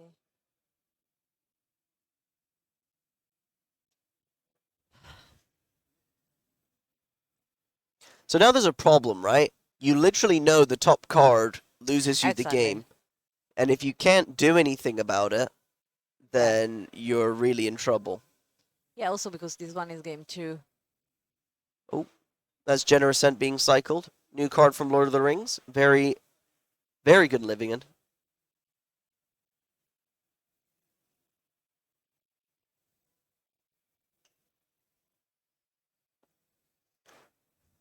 Finally, the third land.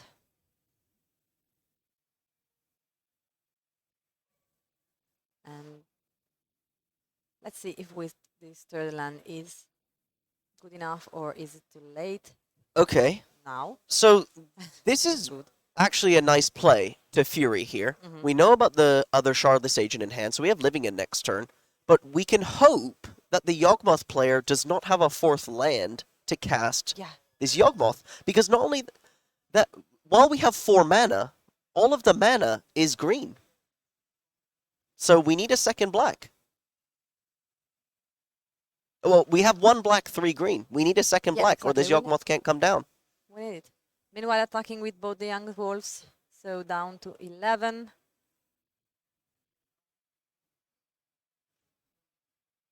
Wow. And No fourth land.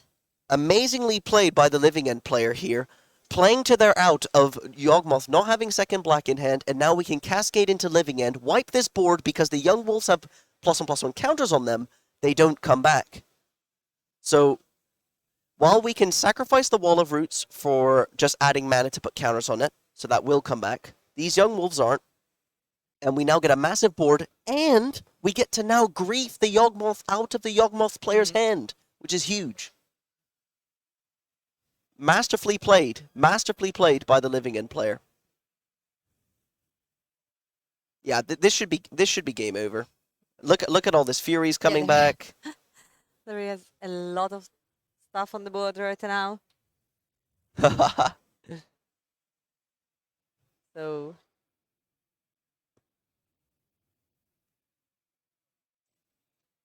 now let's think about all the triggers of everything. I would assume that this Yeah, is okay. game over. So now we are going to game 3. And then again, they will fight. This one is a win and in for the top 8. So it's kind of relevant, this game. And it was such a nice play from the Living End players in this situation. And he was able to switch up the table.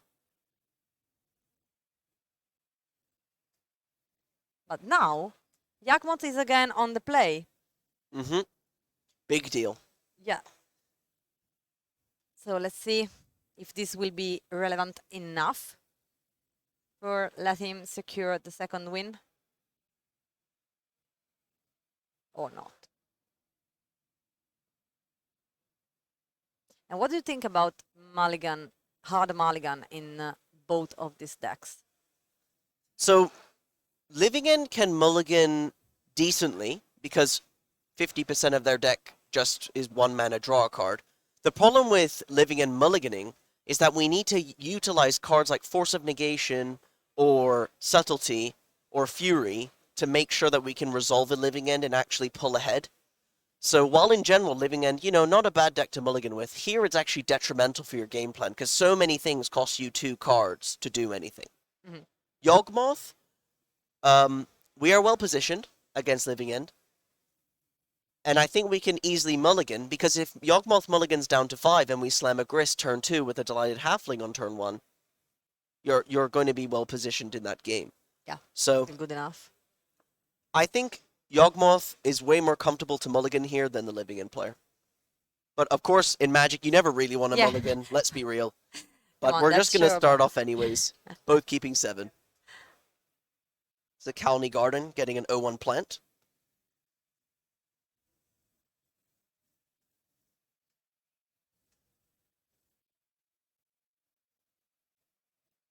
And land pass.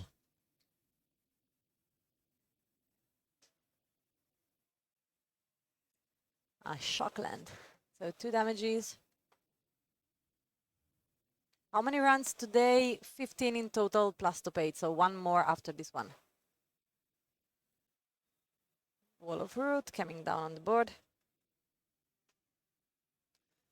Yeah, what was nicely done by Yawgmoth last game is even if they weren't using mana with the Wall of Roots, they were putting that counter on it, slowly ticking it down to kill it. So that if the Living End player did have Living End, then you could kill the Wall of Roots in response, and it would instantly come back. Stripe Riverwinder being cycled. Okay, we put him, and there's that Young Wolf. Yeah. Okay. So slowly putting creatures on the board that are really awkward to Living End with them on it.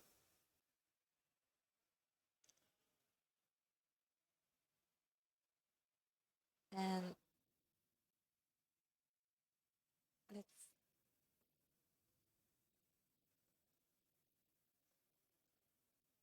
So we're going to cycle an Oliphant, a new addition from Lord of the Rings, the pair to Generous Ent. This one, though, is mountain cycling. We're going to get steam vents with that one. Just because it's mountain cycling doesn't mean you have to get a basic mountain. That's why it's so highly played in these Living End decks now.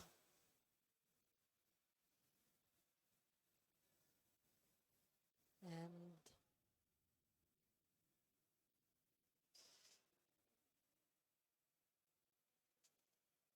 1 mana, triggering up the wall and a second wall. So now our Golgari players start to have a lot of mana available. But then again, only 1 source of black mana.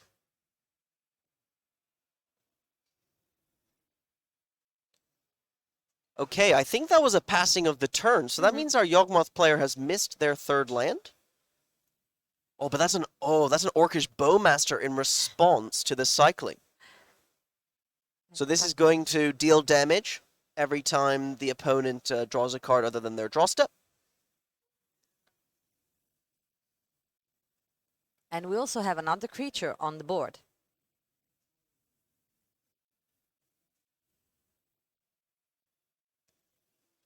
Let's see if I can show you.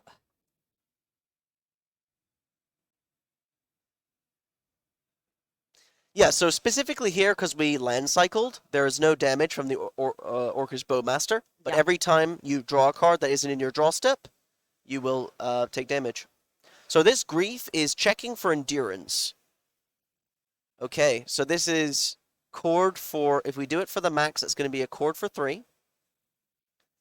And what's 3 mana? Most likely Endurance. But then again, let's say the opponent goes for Endurance here. Oh, we might be chording for 4? Just getting Yawg... Oh, you just chord for 4 and get Yawgmoth, of course. That's a way better play.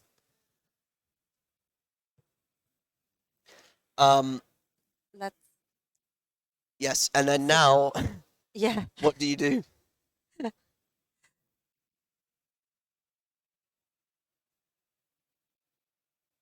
Now it's very difficult.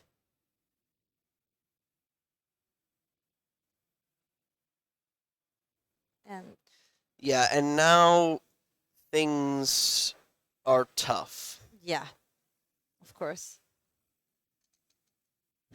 Also, the wolf was back from the graveyard, so now he has the +1/+1 that probably we didn't have before on it. Yeah, so we're looping Young Wolf here. Yeah. Every time you you can sacrifice... Yawgmoth does not have to have a target, so you can just sacrifice a creature to draw a card. And now... we're evoking Endurance to shuffle the graveyard under the library, and we can keep sacrificing our creatures to remove the +1/+1 counter from Young Wolf, so it keeps coming back from the graveyard. Exactly. We are just shortcutting this by just putting the dice on and off the Young Wolf. So it is meant to be going, you know, to and from the graveyard. He has another Yawgmoth in hand, a Might, an Endurance. Could have killed the Grief, but Grief has been invoked, so it will just be sacrificed anyways. And I guess... yeah, this is He's looking deciding real what rough. it is. Endurance and Yawgmoth in hand. Yeah.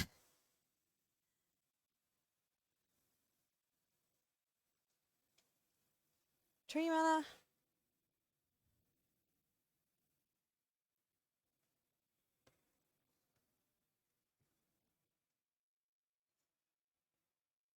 Oh, first of all. Yes, Twitch chat, that is a good point.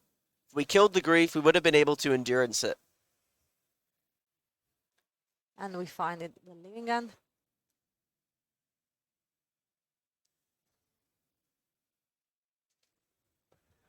Okay. So...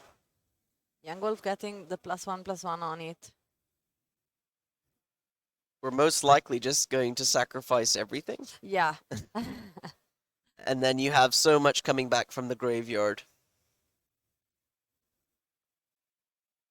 I guess here, it is annoying that they're going to get a Grief back, and that's actually huge.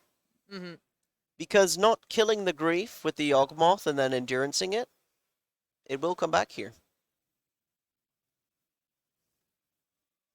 Unless we want to use the Endurance in hand anyways, which we probably will because we're drawing so many cards.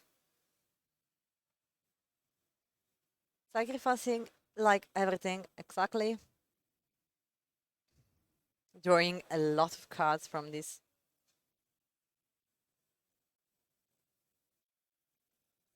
And we know that you already have a second Yawgmoth in hand.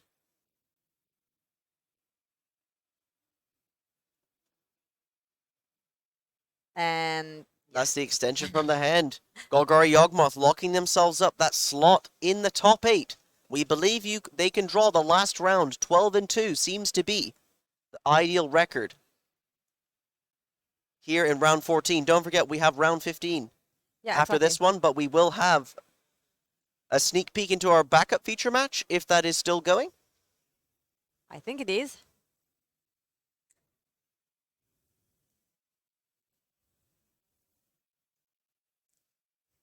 And they are still going, and we are going to see 5-color zoo against Boros Burn. No, it's... oh, yeah, this one, I think it is the last... Yeah, the old... yeah, we're just getting it updated for you guys now. This should be Rakdos Scam versus Golgari Yawgmoth. We believe it to be... Yep. Oh, this might be... It's table 2, this one. Oh, I see. Our other backup feature match finished, so we brought in Exactly. another match. Okay, I understand. So this is a different match. Table 2, also playing for a lot here. Rakdos Scam seems to be stuck on one land, though. Now, the records seem to be off. These players aren't 10-3. We're going to get that updated for you guys right now. Because this is round 14. Yeah, exactly. 10. Yeah. And I can quickly check that. Yep. Well, looking at this board, it's very nice for the Yawgmoth player. We don't know how many cards they have in hand, but having access to Grist the Hunger Tide, just being able to make 1/1s every turn to put pressure on the board, as well as being able to -2 to sacrifice and kill a creature on the other side of the board. A big deal. Now we need something like a Fury. We have to wipe these creatures. We have to get rid of this Grist so this Ragavan can connect. Actually, Franco is 11-1-1. So there is something that is missing out. Okay.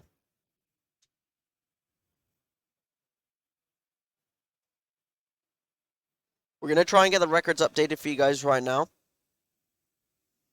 But as I say this, our Rakdos Scam players hit their second land. And with Yawgmoth having no cards in hand, we definitely need a miracle off the top. Because a big problem with Mana Flood versus Mana Screw is that when you're Mana Screwed, if you do draw that land, your whole hand is full of spells. And what do you think about this matchup? I would say that it seems difficult. But I've personally have never played it before, but I would assume Rakdos Scam, the deck full of Furies, Griefs, Bolts, and Terminates, and Pushes, is going to be good against the deck that needs to have a big board of creatures. Especially just playing Fury and scamming it seems insanely bad for the Yawgmoth player. Oh, I think he can go.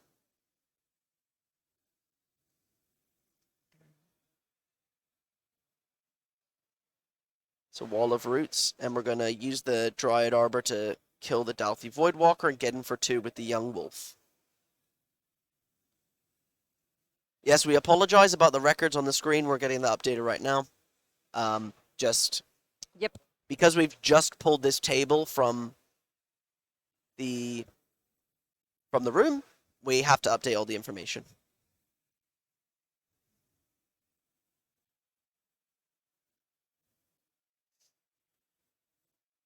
Nihil Okay. Spellbomb. And a pass. Ooh. We need something big off the top. We need something big off the top for Yawgmoth. We just need creatures. Like, if we can just cast a creature every turn. Hapatra. That's a nice hit.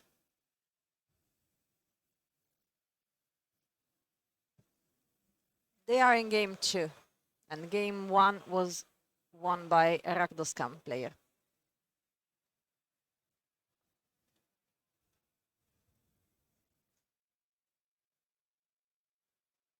Third land.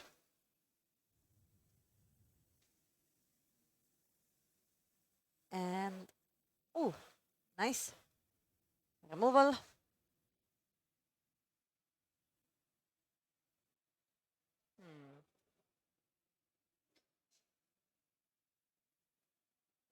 Untapping everything. Okay, attacking for 3. I mean, Rakdos Scam is getting really low on life, and with, again, Grist making a 1/1 every turn, a 1/1 is going to become a big creature at some point for your life total.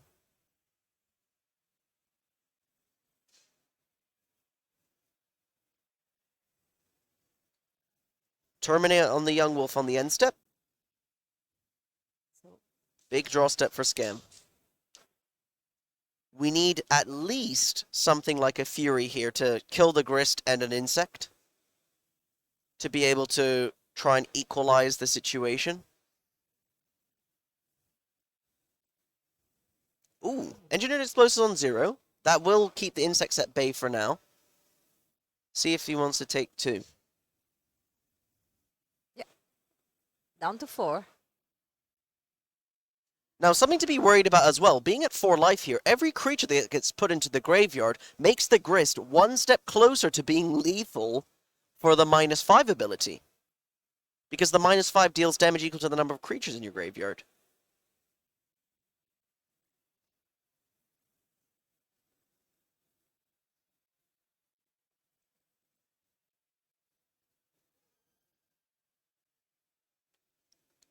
One mana.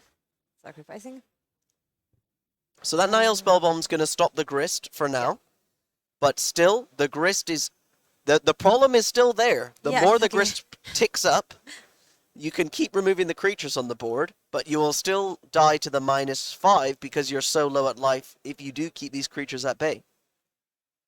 And now, yes, even though we don't use the mana with Wall of Roots, we're going to start ticking these up so that we can put them in the graveyard to pump the graveyard for grist for creatures. So we're gonna. It's similar to the last match, Livian versus Yawgmoth, but the reason we're trying to kill the Wall of Roots now is for this grist. But that's gonna be game over for Rakdos Scam. So now we're gonna be heading into game 3. Yeah.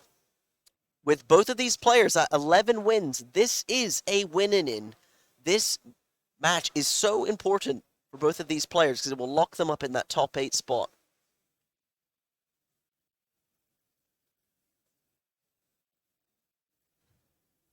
And again, they decided to don't make any change in their decks, so no other sideboarding in or out after game 2.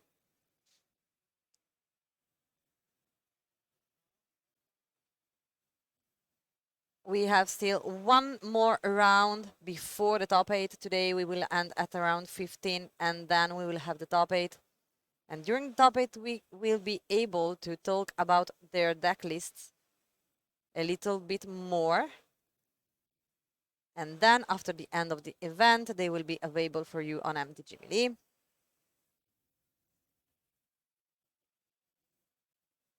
So you can check everything.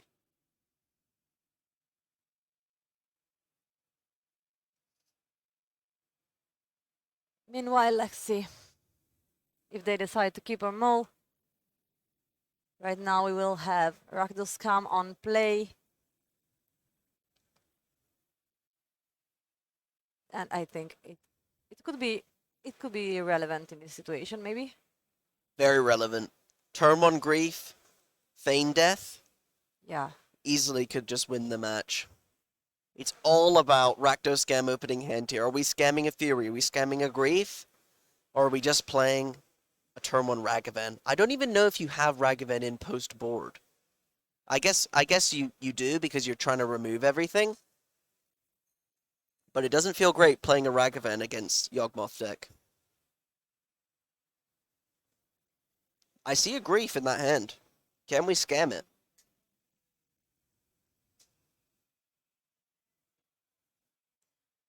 That's a land go. Huge, huge for the dynamic of this game. Actually, not scamming a Grief here levels the playing field. Actually, Searching for the land. It was fetched. so we still have the opportunity to scam because we know Yeah. about the Grief in the hand. So if we can get a Feign Death off the top of the deck, that would be good. But Twitch chat makes a good point. Do we have access to Veil of Summer in the sideboard of Golgari Yawgmoth? We do not. There are no copies of Veil of Summer. Second land, Shockland. So 2 damage. And Douthie, Voidwalker, and passing of the turn. Voidwalker, solid 2-drop. Because Undying is an effect that has to have the creature go to the graveyard. You exile it, it's not coming back.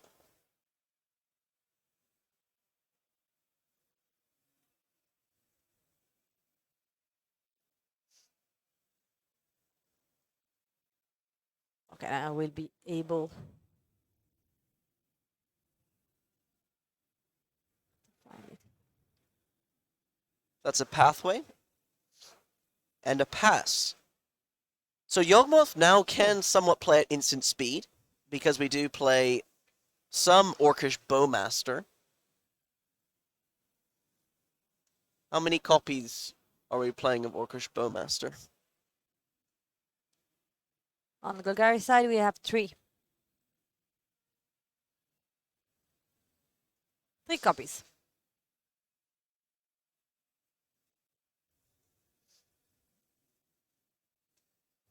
Attacking with Doughty.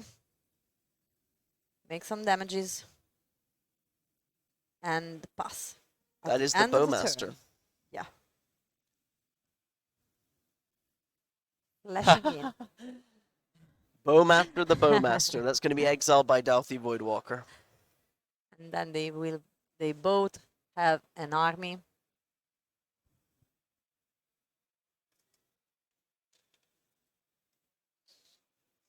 Was I wrong?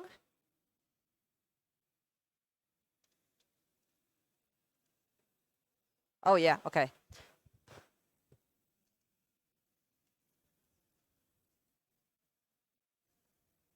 Dryad Arbor, go.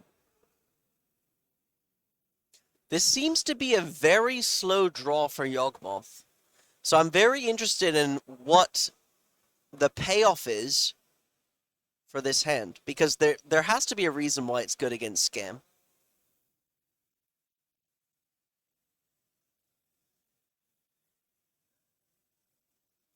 Yeah, of course. I would assume we have another Bowmaster. Still has the degree from the first, for the starting of the game. But The problem, I think, as well, is against Scam, you can't really mulligan. Because let's say, okay, I need this specific... Let's say you want to have turn 1 Young Wolf in the matchup. You can't mulligan to Young Wolf, because what if they just play a Grief and evoke it? So what could have happened here is our Yawgmoth player was just like, okay, look, I've got lands, I've got spells, I have to keep, because at the end of the day, they're probably just going to Grief the 2 best cards from my hand anyways.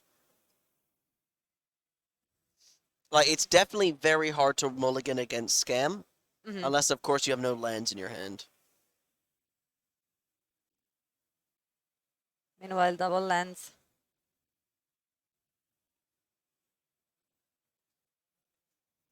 And here we go. For mana and the Griff.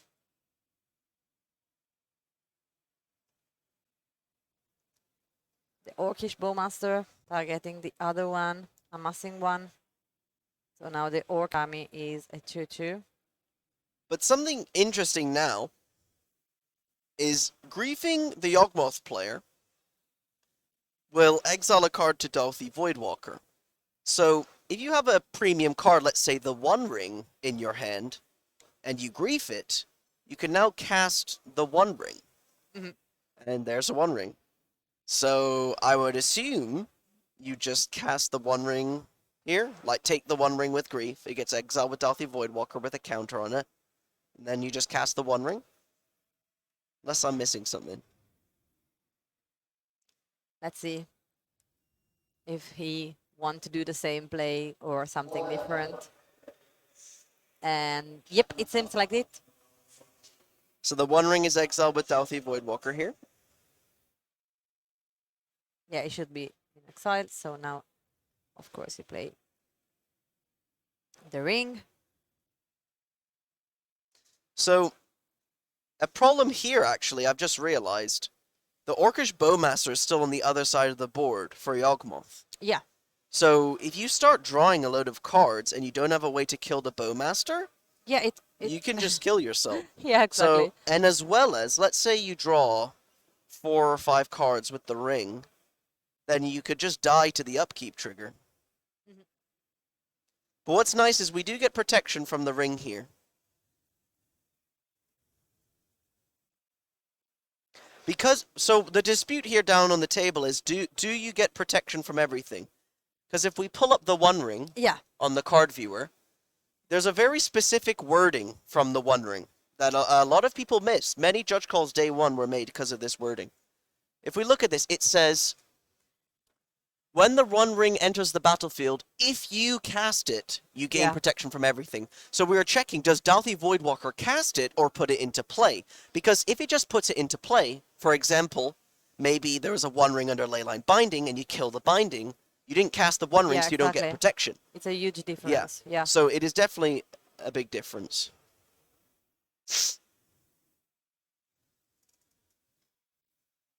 But if we have something like a Fury or a removal spell from the Scam player, this play makes a ton of sense because you just kill the Bowmaster. Yeah, exactly. And then you can start draw, make advantage. Yes, it still backfire a little because every time in your upkeep you are getting damages, but Yeah.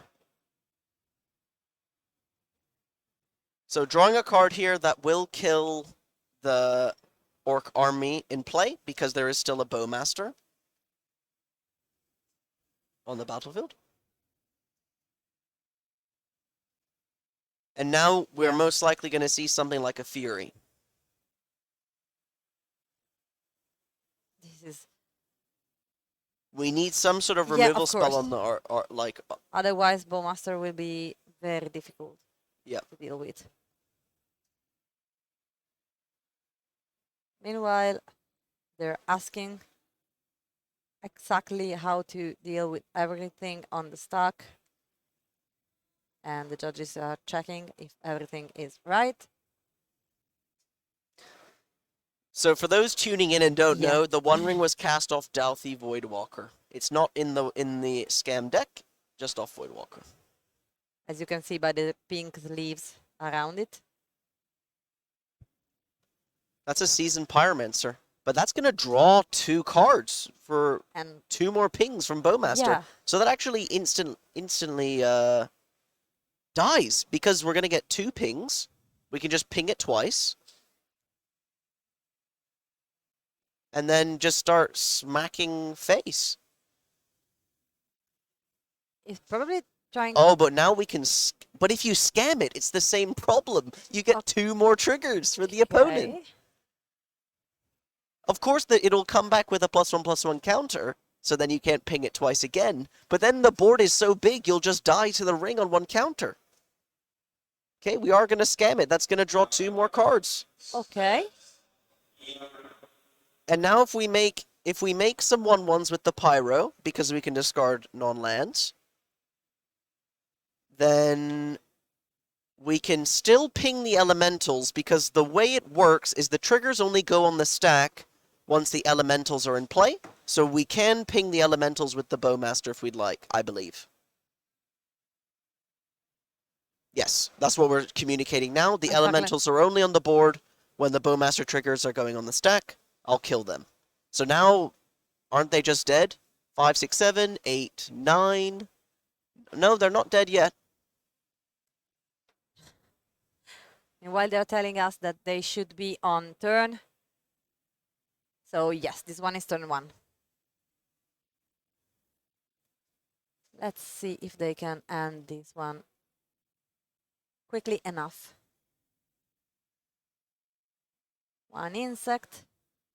Attacking with everything. Makes sense. So right now Franco will be down to 4. 4. Then on our upkeep, we're going to 3. Yes. Just 1 damage out for Golgari's player. Yawgmoth is not forgetting that trigger. That No, of trigger is on the stack. You know that. Have you stolen my ring? Then, okay, then now it backfires to you.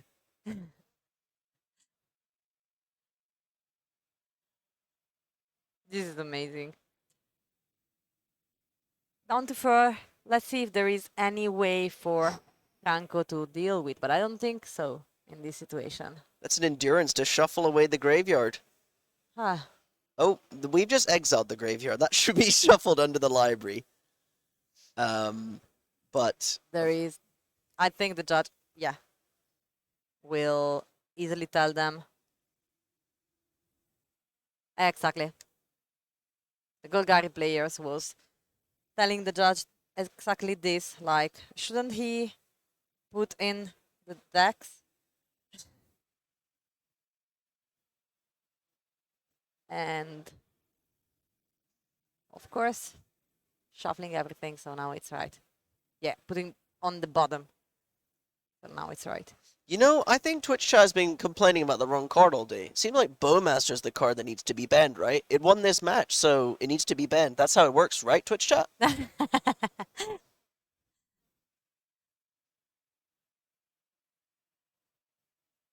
And now, We're going to use Grist. yes, Sacrifice our Young Wolf. That'll come back. with a +1/+1. Kill the Seasoned Pyromancer. They don't have 5 mana. Attack with everything. What have you got? And yeah, let's see if this one is a GG or not. There is a response. Oh, this could be a bowmaster. Yep. Yes. So we now have a bowmaster and You can ping the targeting, bowmaster, of chump block, course. and trade and die. Or Yeah. no, chump block. You go to 1. Sorry, we're gonna go to 1 here. Oh, but we have fatal push. Oh, nice. Okay, so you can chump block the army. Oh, now okay, we have multiple removal spells. So Yeah. okay, So now there is so it's blocking, jump blocking 1, getting 1 damage from the insect. Is down to 2. and should be going to 1 from the 1 ring. Big draw step. We need to kill the 1 ring. How? I actually think there's no way. I guess they would have boarded in hate for the 1 ring.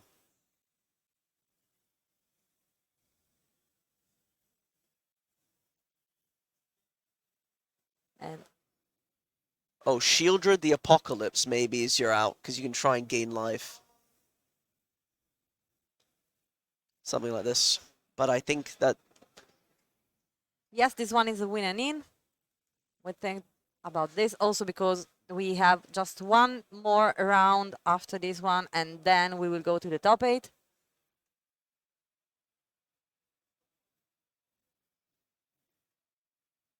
The suspense. Yeah. What did they draw? They had to draw something that can do... How can Franco survive right now? I'm wondering. The only card I can see in their 75 is Shieldred, but passing back the turn here, Yeah. he is basically dead. Yeah, because now he has to deal with 3 creatures.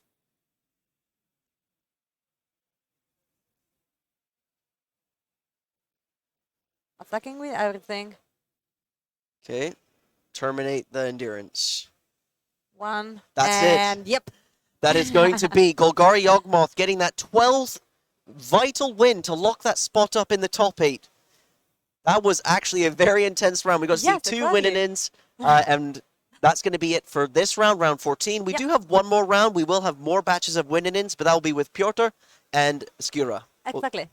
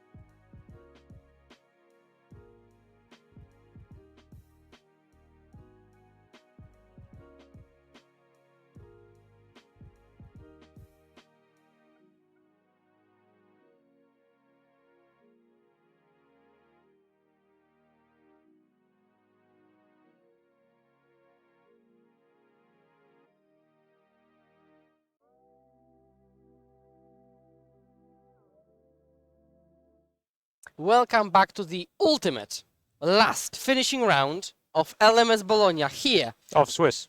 of Swiss in modern. Players playing for the top 8 now. We know a few tables drew into the top 8, so we're covering 2 win-and-ins or lose-and-outs. Exactly. And I'm really curious what we're going to see, how the games play out, and you're not going to believe what the win-and-in for the top 8 of 650 plus people tournament is. Tell me. Boros Burn versus Mono Black Coffers. Oh, wow.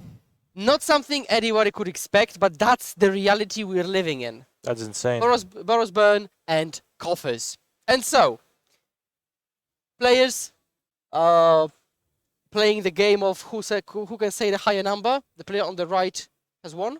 It seems like, yeah, 5 versus 6. Shuffling up. Okay, I think Mercurio, or alternatively, it might indicate mulliganing. Yes. But that's just a theory. So players are getting ready. You could ask me what do I think about this matchup, and honestly, I'm happy you didn't, because it's not one that I have particularly much experience with, or if any. So it's gonna be a surprise to me. The question is if anybody has experience in this matchup actually. Well, hopefully Mercurio has. So Mono Black Control, it both has tools against this matchup, but also has tools that are not particularly good in this matchup. So, on the one hand, you've got cards like Shieldred that gain you life. You've got the One Ring, which you can try to convert into some protection. But then on the flip side, you play cards like Night's Whisper, which literally deal you damage. Yeah, that's not so good against Burn. And the aforementioned One Ring, which deals you damage. So we'll see how it goes. Urborg turn 1, so all the Field of Runes and effects like that are painless and produce black. Lava Spike turn 1, no creature though. This might actually be okay not to have a creature, given the density of removal in the coffer stack. It's like really a lot, so you might actually be saving damage if you just are able to deal damage with just spells and never play any creatures. So is there a world in which you just don't play creatures until the opponent taps out, and then you play them in attack to convert them somehow? Possibly, yeah. If you think an opportunity like that's gonna present itself, then it's possible you'd like to. Now we have assembled this mono black twin situation of Urborg and Cabal Coffers. Now we don't produce much mana, because if you tap the 3 of those lands, you get 3 mana back. Yes. So about as what you'd normally expect. Although on the next turn, right, you play a swamp, you use one of your coffers, you Produce 4. produce 4, then you use your other coffers and you go 6. So on the subsequent turn, coffers begin to produce 2 mana each, and they only get better with more lands. And let's take a look at Cabal Coffers right now. 2 mana tap, add 1 mana for each swamp. It works particularly well with Urborg, which makes every land a swamp. And I mean every land, also including the coffers. That's pretty important. Okay. So yeah, 10 life already for Mercurio. Okay, 4 mana, yeah, 6 mana. Hand gestures, very nice big die. Shield Red, nice. Oof. And Night's Whisper. Oh, we bemoaned its inclusion in this matchup, but it's actually pretty helpful here. It actually gains 4, loses 2, so it puts Mercurio on net +2 life. Okay, that's a decent turn. Now Mercurio's at 12, gets Rift Bolted down to 9, and I don't think it's possible to triple bolt Mercurio, because there's 1 card in the burn player's hand, unless there are 2. No, there's just 1 card. Oh. So we see Woof.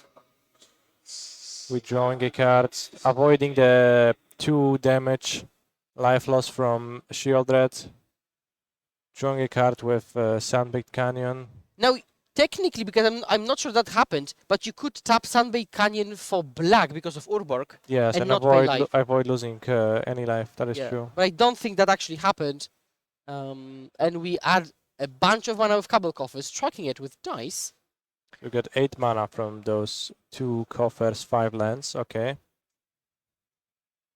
Karn? Carnold, down to 4 mana. So we could find... That's a good question. against 12, Burn. 12 life. Something like Chalice, maybe? Find Chalice. You could find like a Training Sphere. Doesn't really help all that much, given that Hakanoi has freelance already, and it seems like Relic was the choice. Wormcoil Engine was the choice. Wormcoil Engine was the choice. That makes much more sense. And then Relic from hand, crack it, draw, pass. 12 life. Oh, Drawing a card. Still not much. Now a Training Sphere, it's probably gonna be a nice way to accompany the Wormcoil Engine.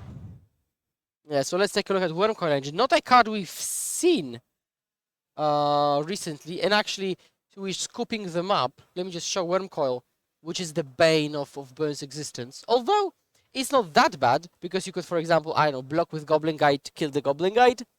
That sounds pretty bad to me. Yeah. That sounds like exactly a card that's a big problem. And so, shuffling up for another game. So, what in theory would you like to have as the Burn player? Probably like anti-life gain effects? Maybe Path for Shieldred? What do you think? Burn decks often play Rolling Vortex in the main deck. That is an excellent card to use against a deck like Kofus. It seems like there is some life gain with Shieldred and stuff like that, but just being able to block it with the Rolling Vortex seems really, really potent. And the Kofus deck doesn't seem to be very fast at shutting down the game and winning unless there is a Shieldred present. So you could potentially even clock. You could potentially like deal a lot of damage with the triggered ability every upkeep.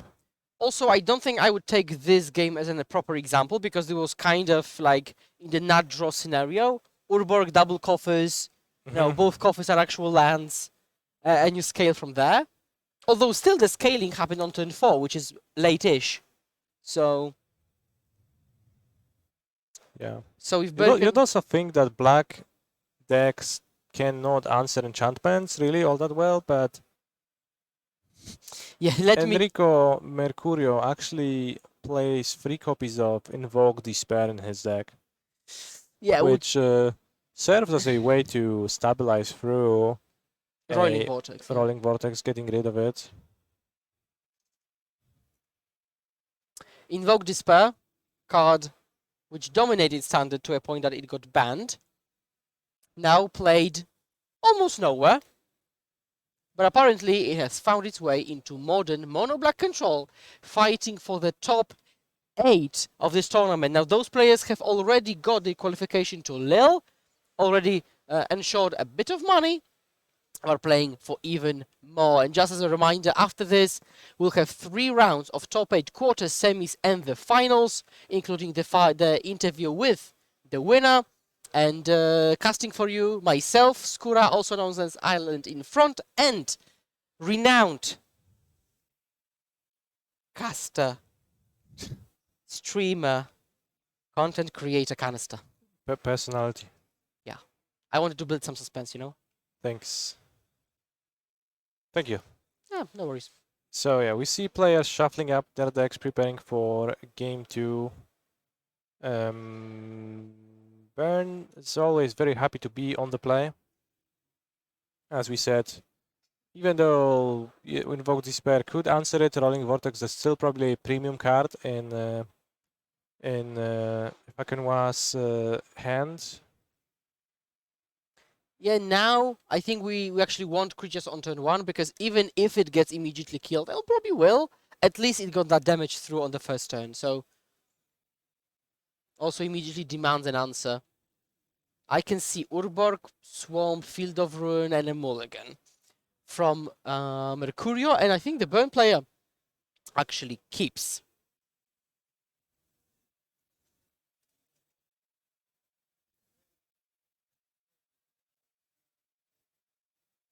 Alright, so yeah, pretty happy to keep 7 for sure.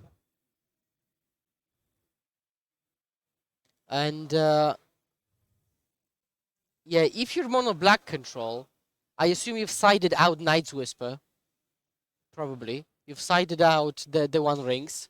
Probably. The question is how much can you afford to sideboard out? It is a currently great creator It deck is. after all, so there is a limited amount of cards you can put into your deck reasonably. So odds are you just present something similar to what you presented earlier, and I guess you just hope to combo your Knight's Whisper with your Shield Red every time.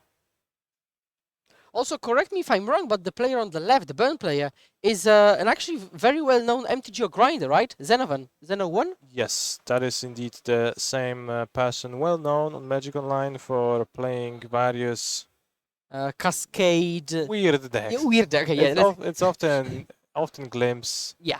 Glimpse of Tomorrow? No, Glimpse of Nature? Glimpse of Tomorrow. Tomorrow. Yes. With many twists and variations and frequently bringing some fun into those. This time choosing Burn, a bit more of a boring choice if you ask me, but a conventional choice, yes.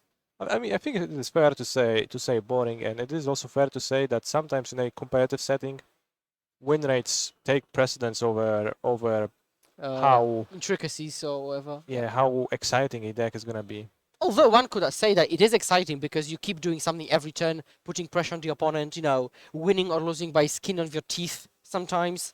Yeah, that's a one-lander, right? No? Or maybe it's like cheeky, not showing the info or something, and then you'll play like Mountain, Suspend Rift Bolt. It is not a one-lander. We're going to...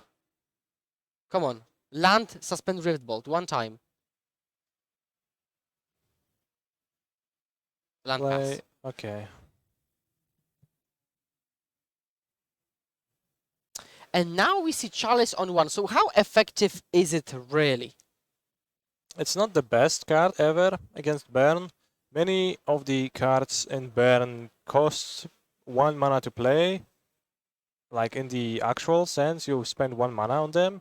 But they actually have different mana values. So Skewer the Critics and Rift Bolt are still cards that can be cast under Chalice with X equals 1. So what you're blocking is the 1-drop creatures, lightning bolts, and lava spikes. So yeah, but you're not blocking Boros Charm, potentially Lightning Helix in some builds. I can't believe I'm saying it, but in some builds, Eidolon of the Great Revel. yeah, Eidolon of the Great Revel is pretty unifically just dropped out of the deck. Yeah, which seriously. is not a world I thought would be living in. Okay, so Chalice is still on 1, yeah. 8 life for Mercurio. Next turn we can see another Swift Spear attack plus Boros Charm, which is 6 damage. Yeah. There is a Shieldred in the hand, but it doesn't gain life until the turn after it's played, so turn 5. Yeah, it's a bit slow against Burn, and she does not really stabilize for until the turn after. That is true. So just turn 4 Shieldred doesn't really do all that much in the immediate sense. Yeah. Yeah, so Mercurio considering his options, and Zeno1 playing pretty fast. Okay. Ooh. Okay, let me put that on the screen. March of Wretched Sorrow. Deals X damage to target creature and you gain X life. You can actually even pitch cards to it to make it larger, to overpay and to gain more life. And that is not what Mercurio has chosen to do right now. Instead, being content with just gaining 2. Yeah, so one of the best things that could happen for the Boros Burn play is if Mono Black missed their land drop and kind of stumbled a little bit. Because right now we see Fatal Push into Chalice into Sorrows, which is pretty decent. We could see that into Shieldred. Yeah, this would be a perfect spot to drop a Shieldred into play. Oh, and we see Cabal Coffers pass. So the Demolition Field isn't a swamp. So if you actually activated Cabal Coffers, you'd use 3 lands to make 2 mana, which some could say is suboptimal. True, and you have to remember that Cabal Coffers also does not have a mana producing ability on its own. Yeah. Except for that swamp counting one. So what could be the reason for Field of Ruining Sacred Foundry?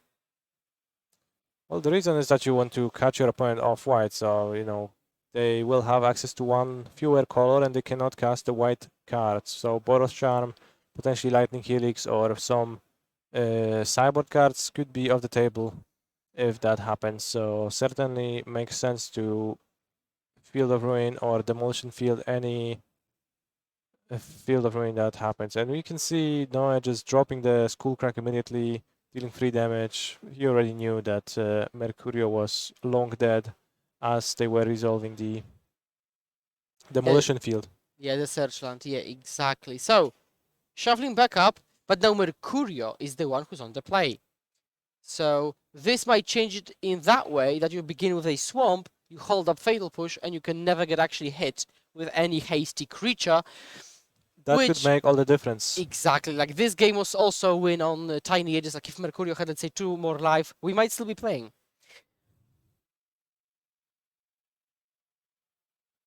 Okay.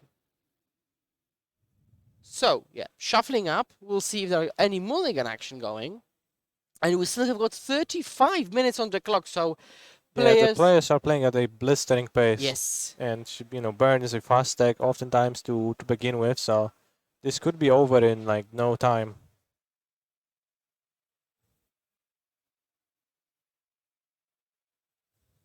Yeah, and I do think it might just be over in no time, because when the game swings, it swings by big chunks. It's like Mercurio, for example, can gain 6 life because of Worm Coil, or, like play a huge Wretched Sorrow March. Even off his own creature, right? Just to yes, have a target that is legal. and gain I think life. an issue with that is that there is not many creatures, but there is Shielder. You could There are target Planeswalkers. Shielders. There's Planeswalkers. Kill You your own could Khan. target your Khan, yeah. So it's technically possible, but certainly March of the Red Sorrow, kind of an excellent card to have against Baron, and just gives you like so much. What do you think of the idea of playing Khan, but actually devoting like 10 plus slots to it, and having very, very few options to actually side in? Just generally? Yeah, generally speaking, yeah. It depends on your deck. Sometimes the wish boards are gonna be bigger, sometimes they're gonna be smaller, and it just kind of depends on how reasonable, how good the cards that you could fit into your sideboard otherwise would be. So, for example, the Pioneer Mono Green Devotion deck, which is a Karn Wishboard deck, which frequently utilizes 14 or even 15 slots in its sideboard to dedicate them to Karn targets. It's just happy doing that because otherwise it's a mono green deck, so you can't really have sideboard cards that are all that effective in those colors, in this color alone. Yeah, makes But in sense. some other decks, you would prefer to have a smaller package and just get the few most needed artifacts that you're gonna grab most often, and then do not bother with the rest. Okay, and now we see the Burn player shuffling down to 6. And Burn is kind of maybe not critical, kind of critical mass deck, right? Because, you don't have actual card draw. You're at the mercy of the number of draw steps you take. So the fewer cards in hand, literally the less Burn you've got available, right? That is very true. You need 7 burn spells to deal 20 damage. At least. And in this matchup, certainly at least, because Mercurio does have plenty of life again at his disposal. Yes. But who knows? Maybe no. Turn one creature, turn to Rolling Vortex, and kind of try to play the Control Lee. Might do it. Because Mercurio doesn't actually close the game. He can actually try to pull ahead life-wise. But if you cannot pull away life-wise, that might be a way to win a longer game. That is very true. Let's see what is the new opening hand like. A couple of lands. I can see Lava Spike. I think Skura.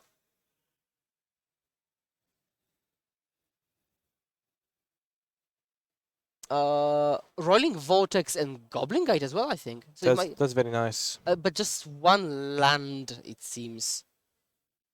I might be mistaken. No, actually, I think that 2 Vantage plus Fiery Islet. So we might be actually pretty good here.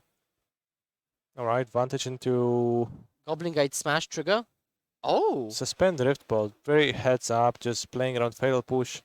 As you were talking about earlier, just trying to find that spot where you can get a hit with a Goblin Guide while your opponent does not necessarily have a Fatal Push up. Yeah. Because sometimes you make the opponent have it, but in this case, just find a better spot and actually sneak in this shock. Rolling Vortex. Mm-hmm. Pass trigger.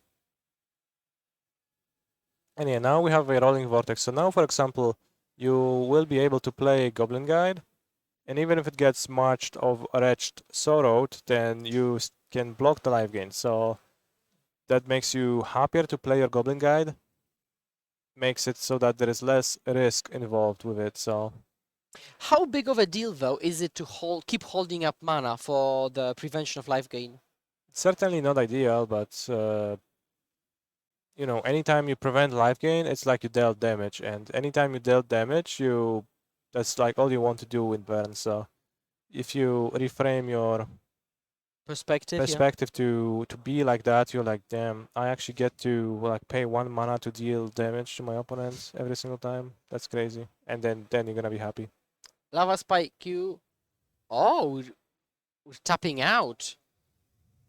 Double Vortex. 2 vortexes. So we're allowing the life gain, but I think the reason is that there is no life gain possible, right? Because Wretched Sorrow has no target. Yeah, and needs Shieldred, to have a target for that.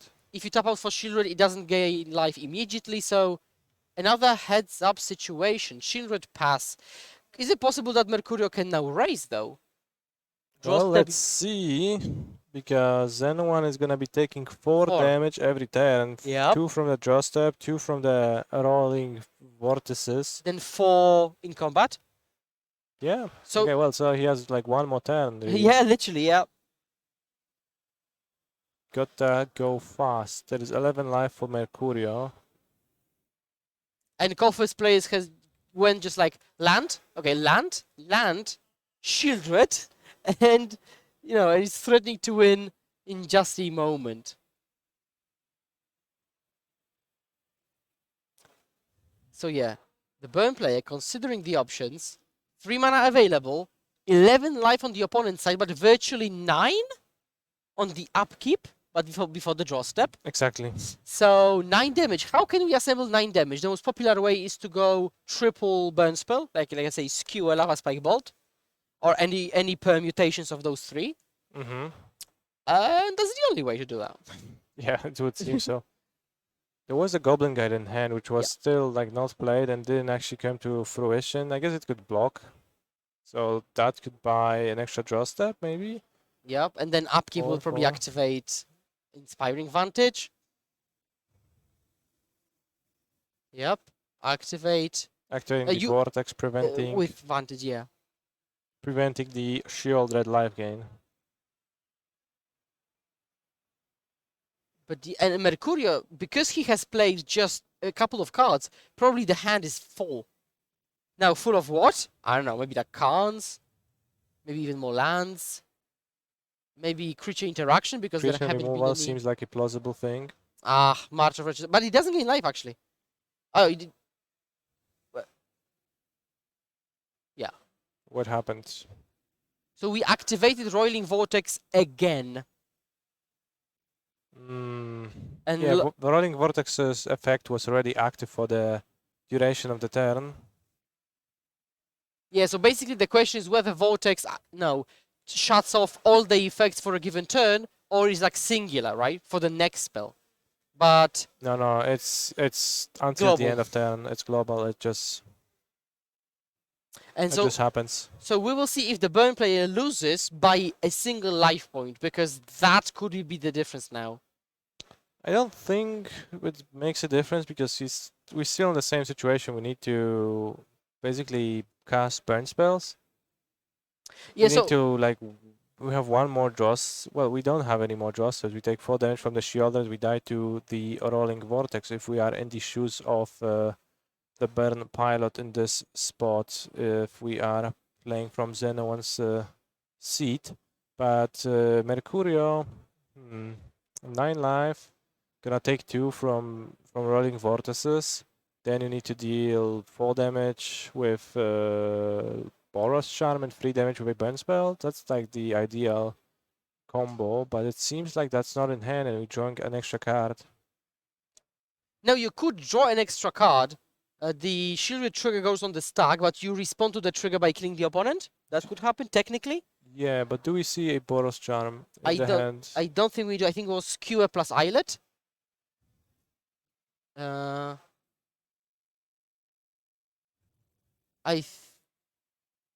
Yes, I think actually the vortexes might be the bane of Boros's burn existence and tournament.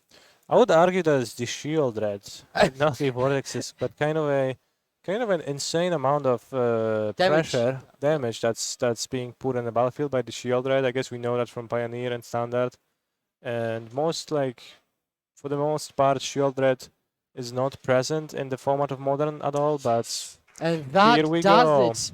Mercurio wins over Yep. Neo Yep. and moves on to a 12-3 result. Probably, yeah, almost Presumably, assuredly. assuredly locking in a top 8 score. So congrats to our players. And now we see Living End versus Ragdos Elementals, but actually it's Scam. We'll be changing it soon enough. Yes, we see a Boseju on a Nile Spellbomb getting rid of that graveyard hate card and potentially also shuffling the Duffy Voidwalker back into the deck, which was just subtlety right before, interestingly.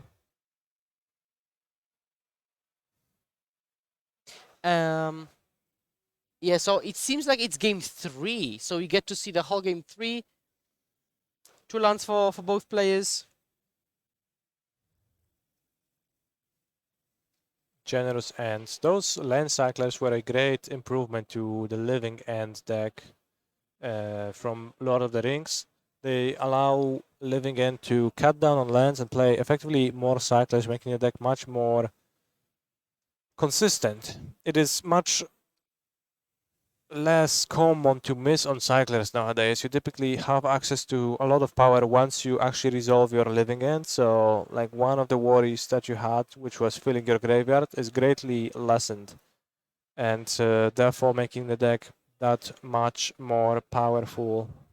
So no wonder to see it fighting for the top 8 slot at the top tables. It's a very strong deck. And now we see Dotty Voidwalker coming down, which is a huge issue for the deck.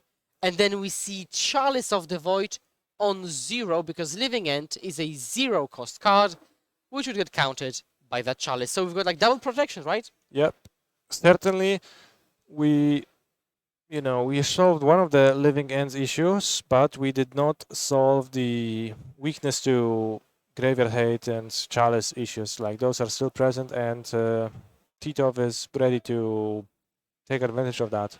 And while Scam doesn't have any pressure, a bit of pressure, it actually went Spellbomb into Voidwalker into Chalice, which, it might be difficult to beat, triple Hoser. Yes, yes. Duffy Voidwalker is an interesting card versus Living End. There is some very Peculiar plays you can make with it. Sometimes it is not worth to attack with your Duffy Voidwalker in this matchup. The reason being that if your Voidwalker is untapped, then your opponent cannot really a combo with Living End ever. And we see that happening in real time for Titov. He's not even attacking with the Duffy Voidwalker to keep it untapped. That means that at any time, if there is gonna be a Living End put on the stack, Voidwalker can sacrifice itself to use its ability, which doesn't really do anything except for putting the Voidwalker into the graveyard. Then Living End resolves, brings back all the creatures from the graveyards, which includes Duffy Voidwalker. And now that the Living End is finishing resolving, Voidwalker is already in play, meaning that Living End will get exiled with a Void counter on it.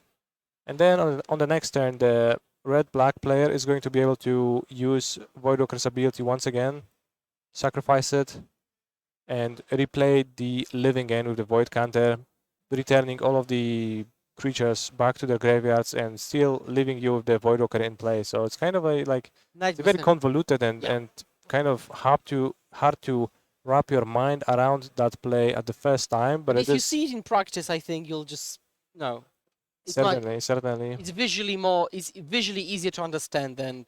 But it's a very important play that you have to keep in mind when you play this matchup. And we see Orcish Bowmaster, which is maybe not like a proper hoser, but again, it triggers with every cycler that draws a card. Yeah, it does help if your opponent is low on resources.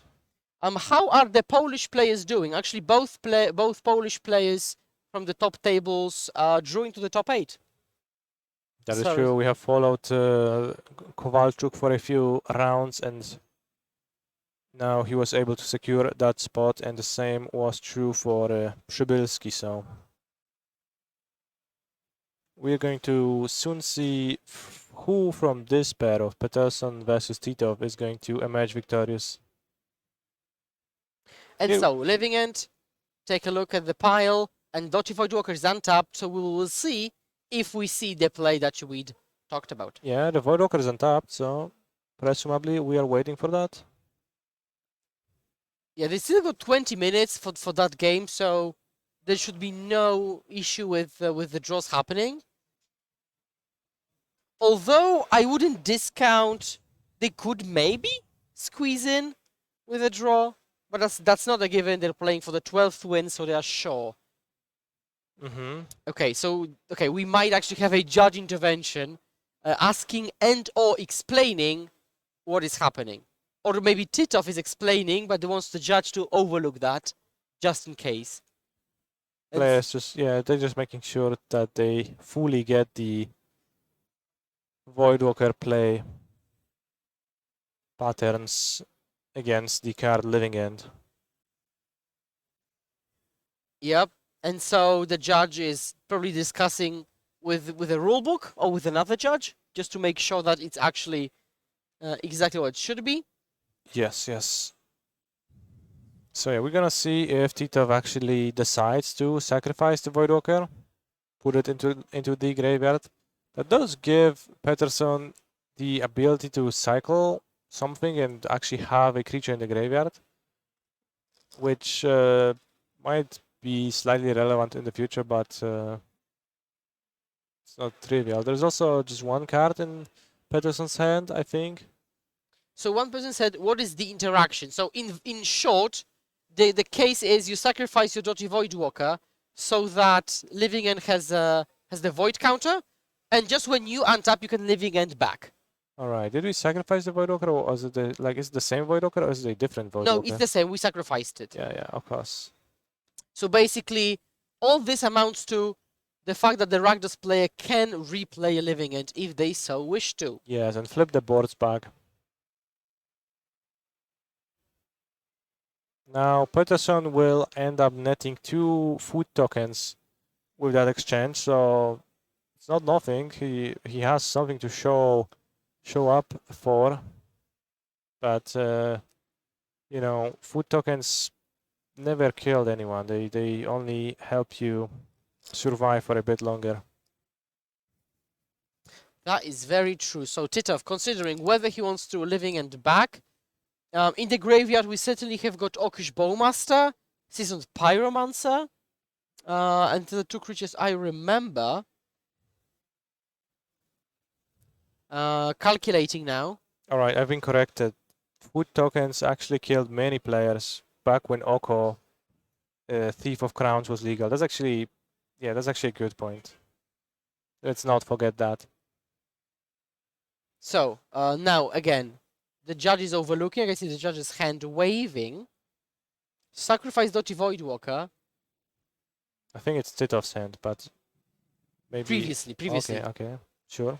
At the very top, there was this kind of judge. Oh, that one. There was this judgy finger pointing. There is Ragavan in hand, Fetch, and Bowmasters, I think. Very nice hand. So we unfortunately cannot hear what players are saying, what they're trying to figure out.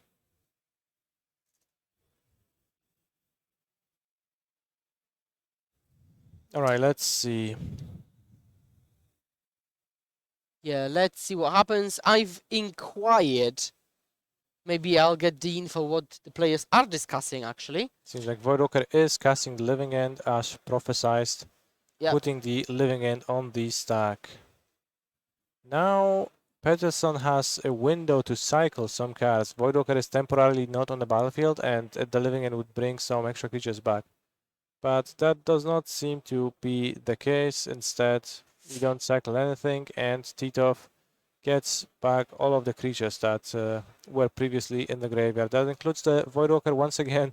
Exiles the living end with the Void counter for the Yep. second time. So it's still available there for the next turn, which is pretty funny. And you get the ETBs of 2 of our creatures. Discard some cards to Pyromancer. In response to that, play another Orcish Bowmaster. Makes sense. Just hyper amassing. Hyper Amass, exactly. Discard a Ragavan. Create an elemental token, draw 2 cards. Who's the living end deck now? Player on the left, full battlefield, going really wide. And so now Peterson has to come up with a plan.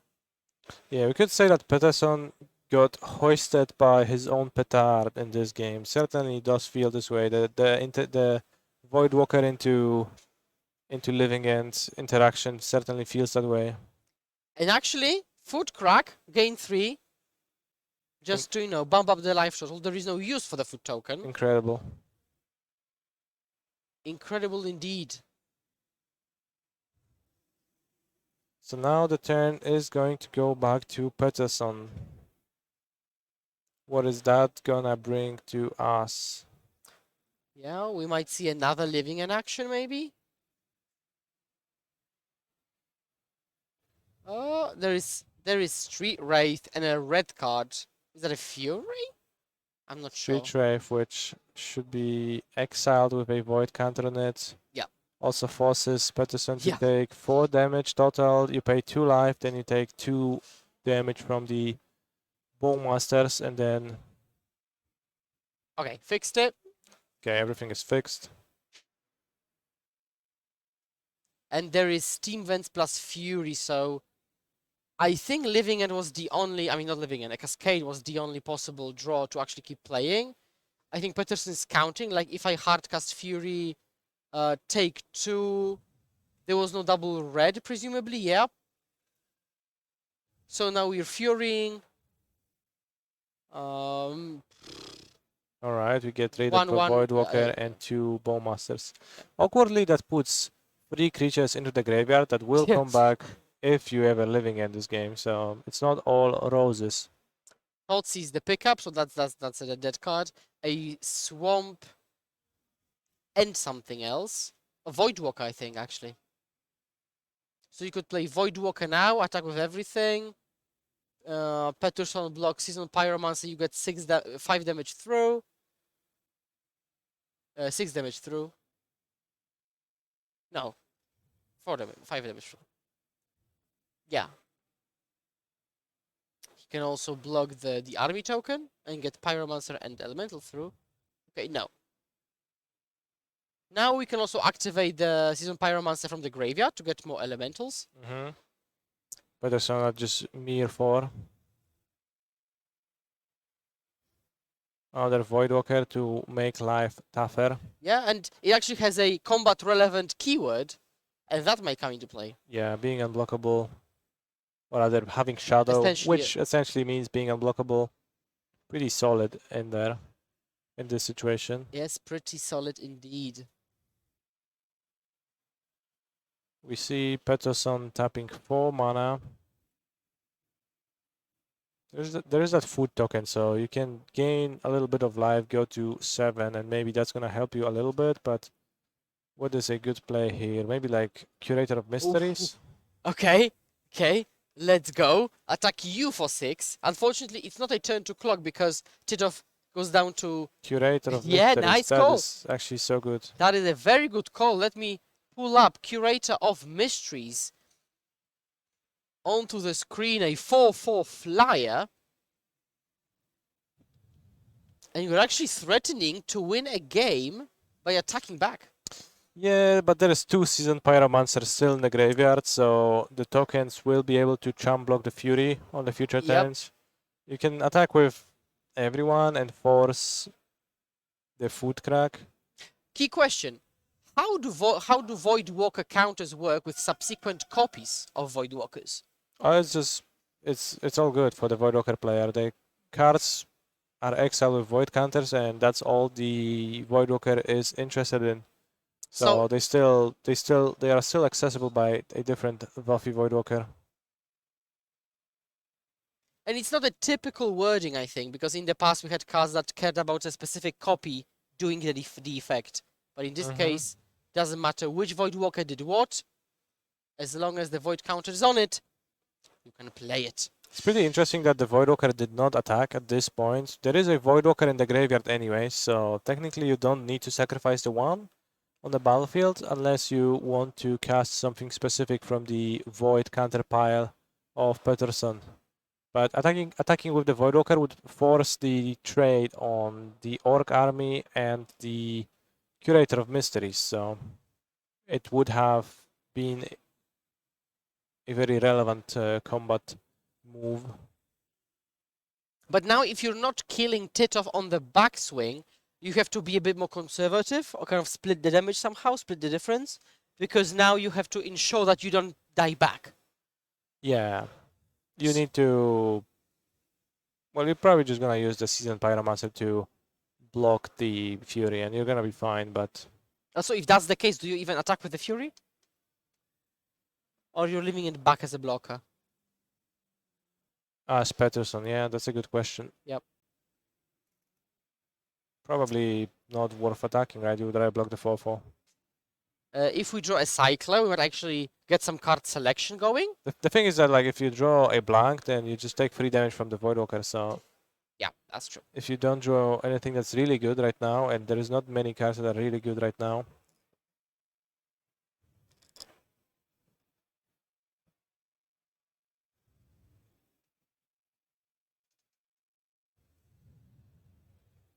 But so if that's the case, it means that if had Voidwalker attacked, it would have already been lethal, right? No, it would have forced the block of the 4/4 army Oh, on, right, the, yeah, yeah, on the Curator, because the Curator blocked a 1/1 token, right? It took like it made You're the right, value yeah. block instead of the different block, which makes sense. Yeah. While making sure that Titov taps double red for his Seasoned Pyromancer end of turn activation. Of But course, we that's not an cannot issue. allow missteps like that at the highest level. So is there any card Peterson could be holding up, like maybe Petty Theft or something like that?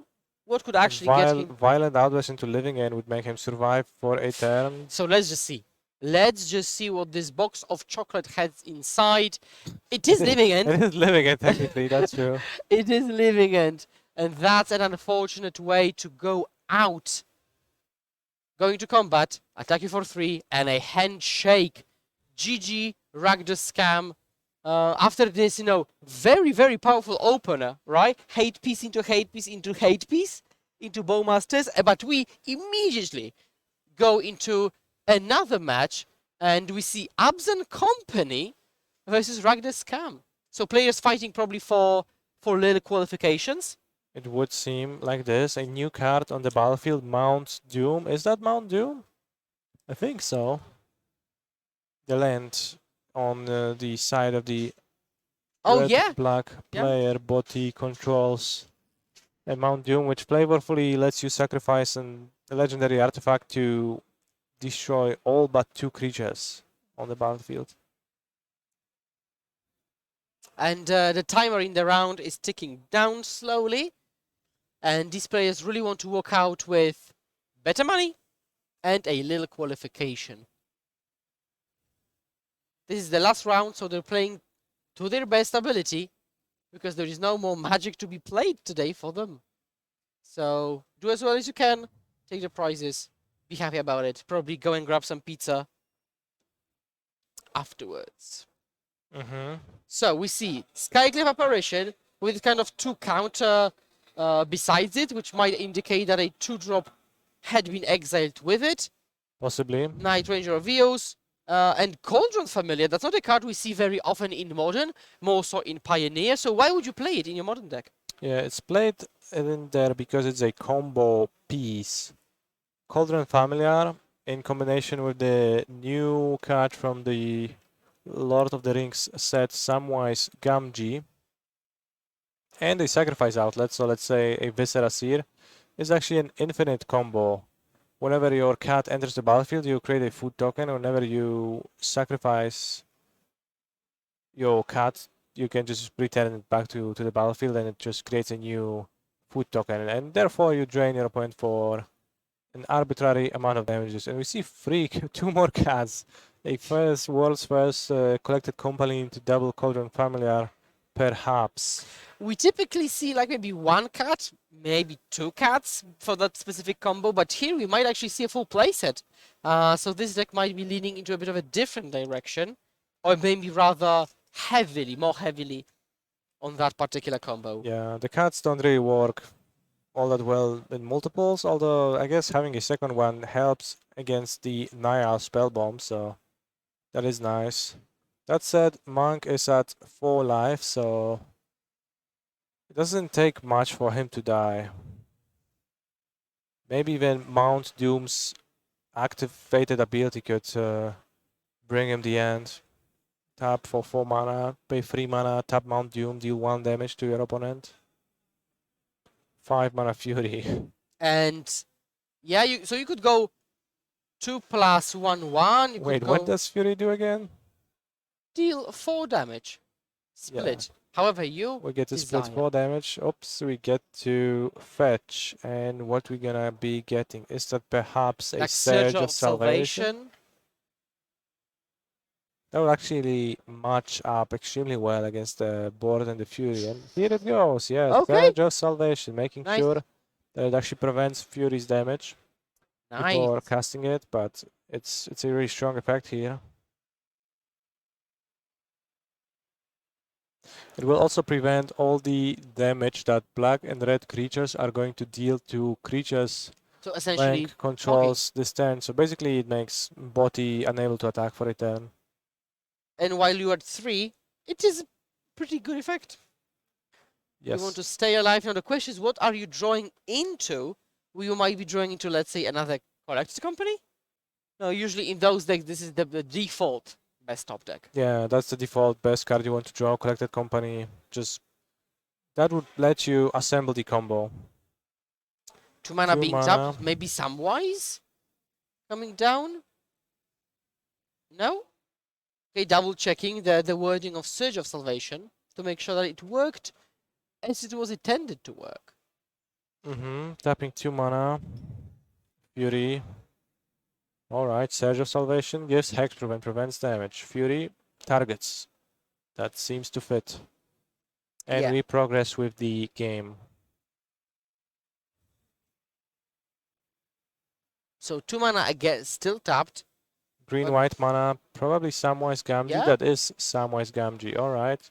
So we're going to sacrifice outlet away from just winning the game. And well, Monk has it. That's it. That's the combo. With 3 cards, you can easily combo through Nile Spellbomb. Naya Spellbomb, right? And like, we don't even need like the extra card. We just get an food token with the Wow. Viscera Assist. That's like that was a powerful top deck. Just finding both. Basically the other piece, right, with your top deck there. Yeah, having And is there any having reason? both of the comp pieces top deck in the other one. That's kind of insane. Is there any reason to pass back? Oh, maybe. Because you could, or even pop Ranger to ensure that no spell is cast, right? Yeah. And kind of cleanly go off. I can't think of anything off the top of my head, but we are about to see. Maybe Monk has some greater plans in mind. Maybe there is some specific card he has in mind that he pays exquisite attention to.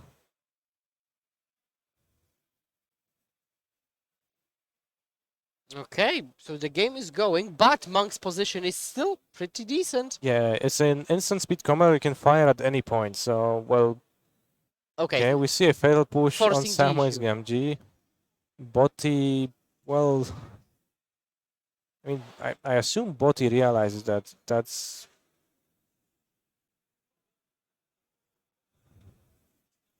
Alright, it seems like maybe we are missing something, or maybe there is some other reason that Monk opts not to go for the combo kill, instead sacrificing the Samwise Gamgee and scrying a card to the bottom. So that opens up a way for Botti to attack. Okay, so now we're declaring blockers. So one cat in front of Fury. Cat in this case is kind of like a throwaway card. Pyromancer blocked by Ranger, so that's a profitable block at least. Skyclave Apparition, profitable block on the Elemental. Double blocking Grief, although... yeah, okay, no, rearranging. Yeah, this way you're trading with the Elemental but killing the Fury. So basically you're letting one damage through in this particular case, if I'm not mistaken. Yeah, that sounds fair. You go to 2. That's okay. Yeah, and you keep the Ranger and the Viscera here. So if you're losing the cat to Fury in combat, you might as well sacrifice it to scry one, right? Yeah, you could do that. Well, that's not what happened there. The thing is that, like, the Nihil Spellbomb is a card that stops the combo potentially in a way, but there were 3 copies of the cat, so they do work as a way to stabilize against the combo. They do work as a way to beat the combo. Excuse me, beat the Nihil Spellbomb with the combo. You can sacrifice. You could sacrifice your cat.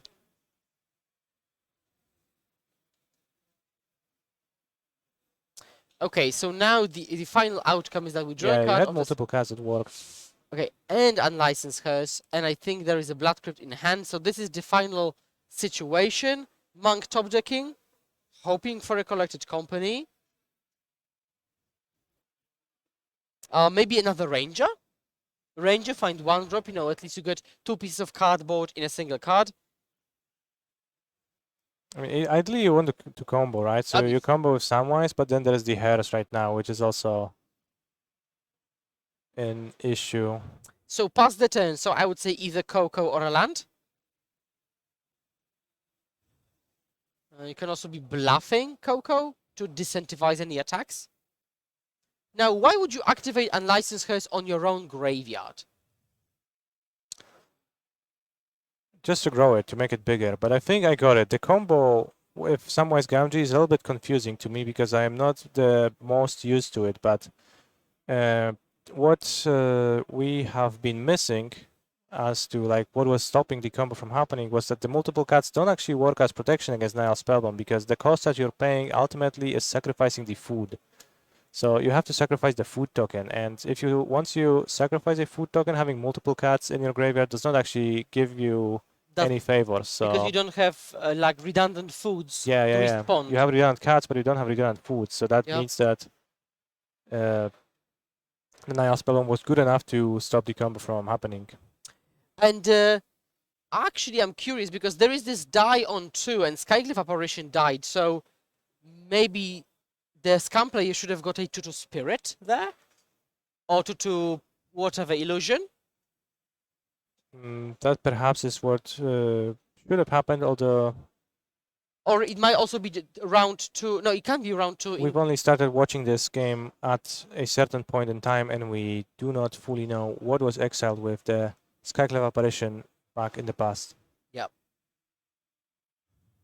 So again, exiling cards for Alliance's Hers.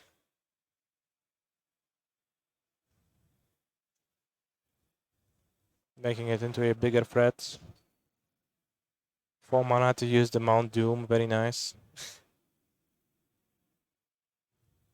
Drop. Oh, a black card? Something like maybe Feign Death, Dotty Voidwalker, something like that. And Dotty it is. Yes. Botti struggling to deal the last 2 points of damage to Monk. Turn after turn, we like taking small steps, but now we're attacking with 3 creatures against 2 blockers, so presumably that is going to let 1 damage through with the elemental token, and then Mount Doom is gonna finish it all. Yeah, all but right. GG. Handshake. And yes, what a round, Last round of Swiss. Now we're waiting for the top 8 announcement. The round is finishing. We'll be looking at the standings, figuring out all the jazz, all the math, all the player photos. And I'm really excited to see first who top 8, 2, what decks top 8, and how those matchups actually play out in practice? Any I'm decks? thrilled to see that too, yeah. Yeah, any decks you're particularly looking to watch in practice? Well, I'm gonna be happy to see Kowalczuk champion Yogmov in the top 8, and then we're gonna see how the rest of that develops. Yep. Any decks except for Yawgmoth that you think, well, maybe they can steal the win today? We'll see. We'll see. That's the official stance. We will see. Okay, so thank you very much for joining us for round 15. We'll be taking a short break and then moving into the top 8 announcement.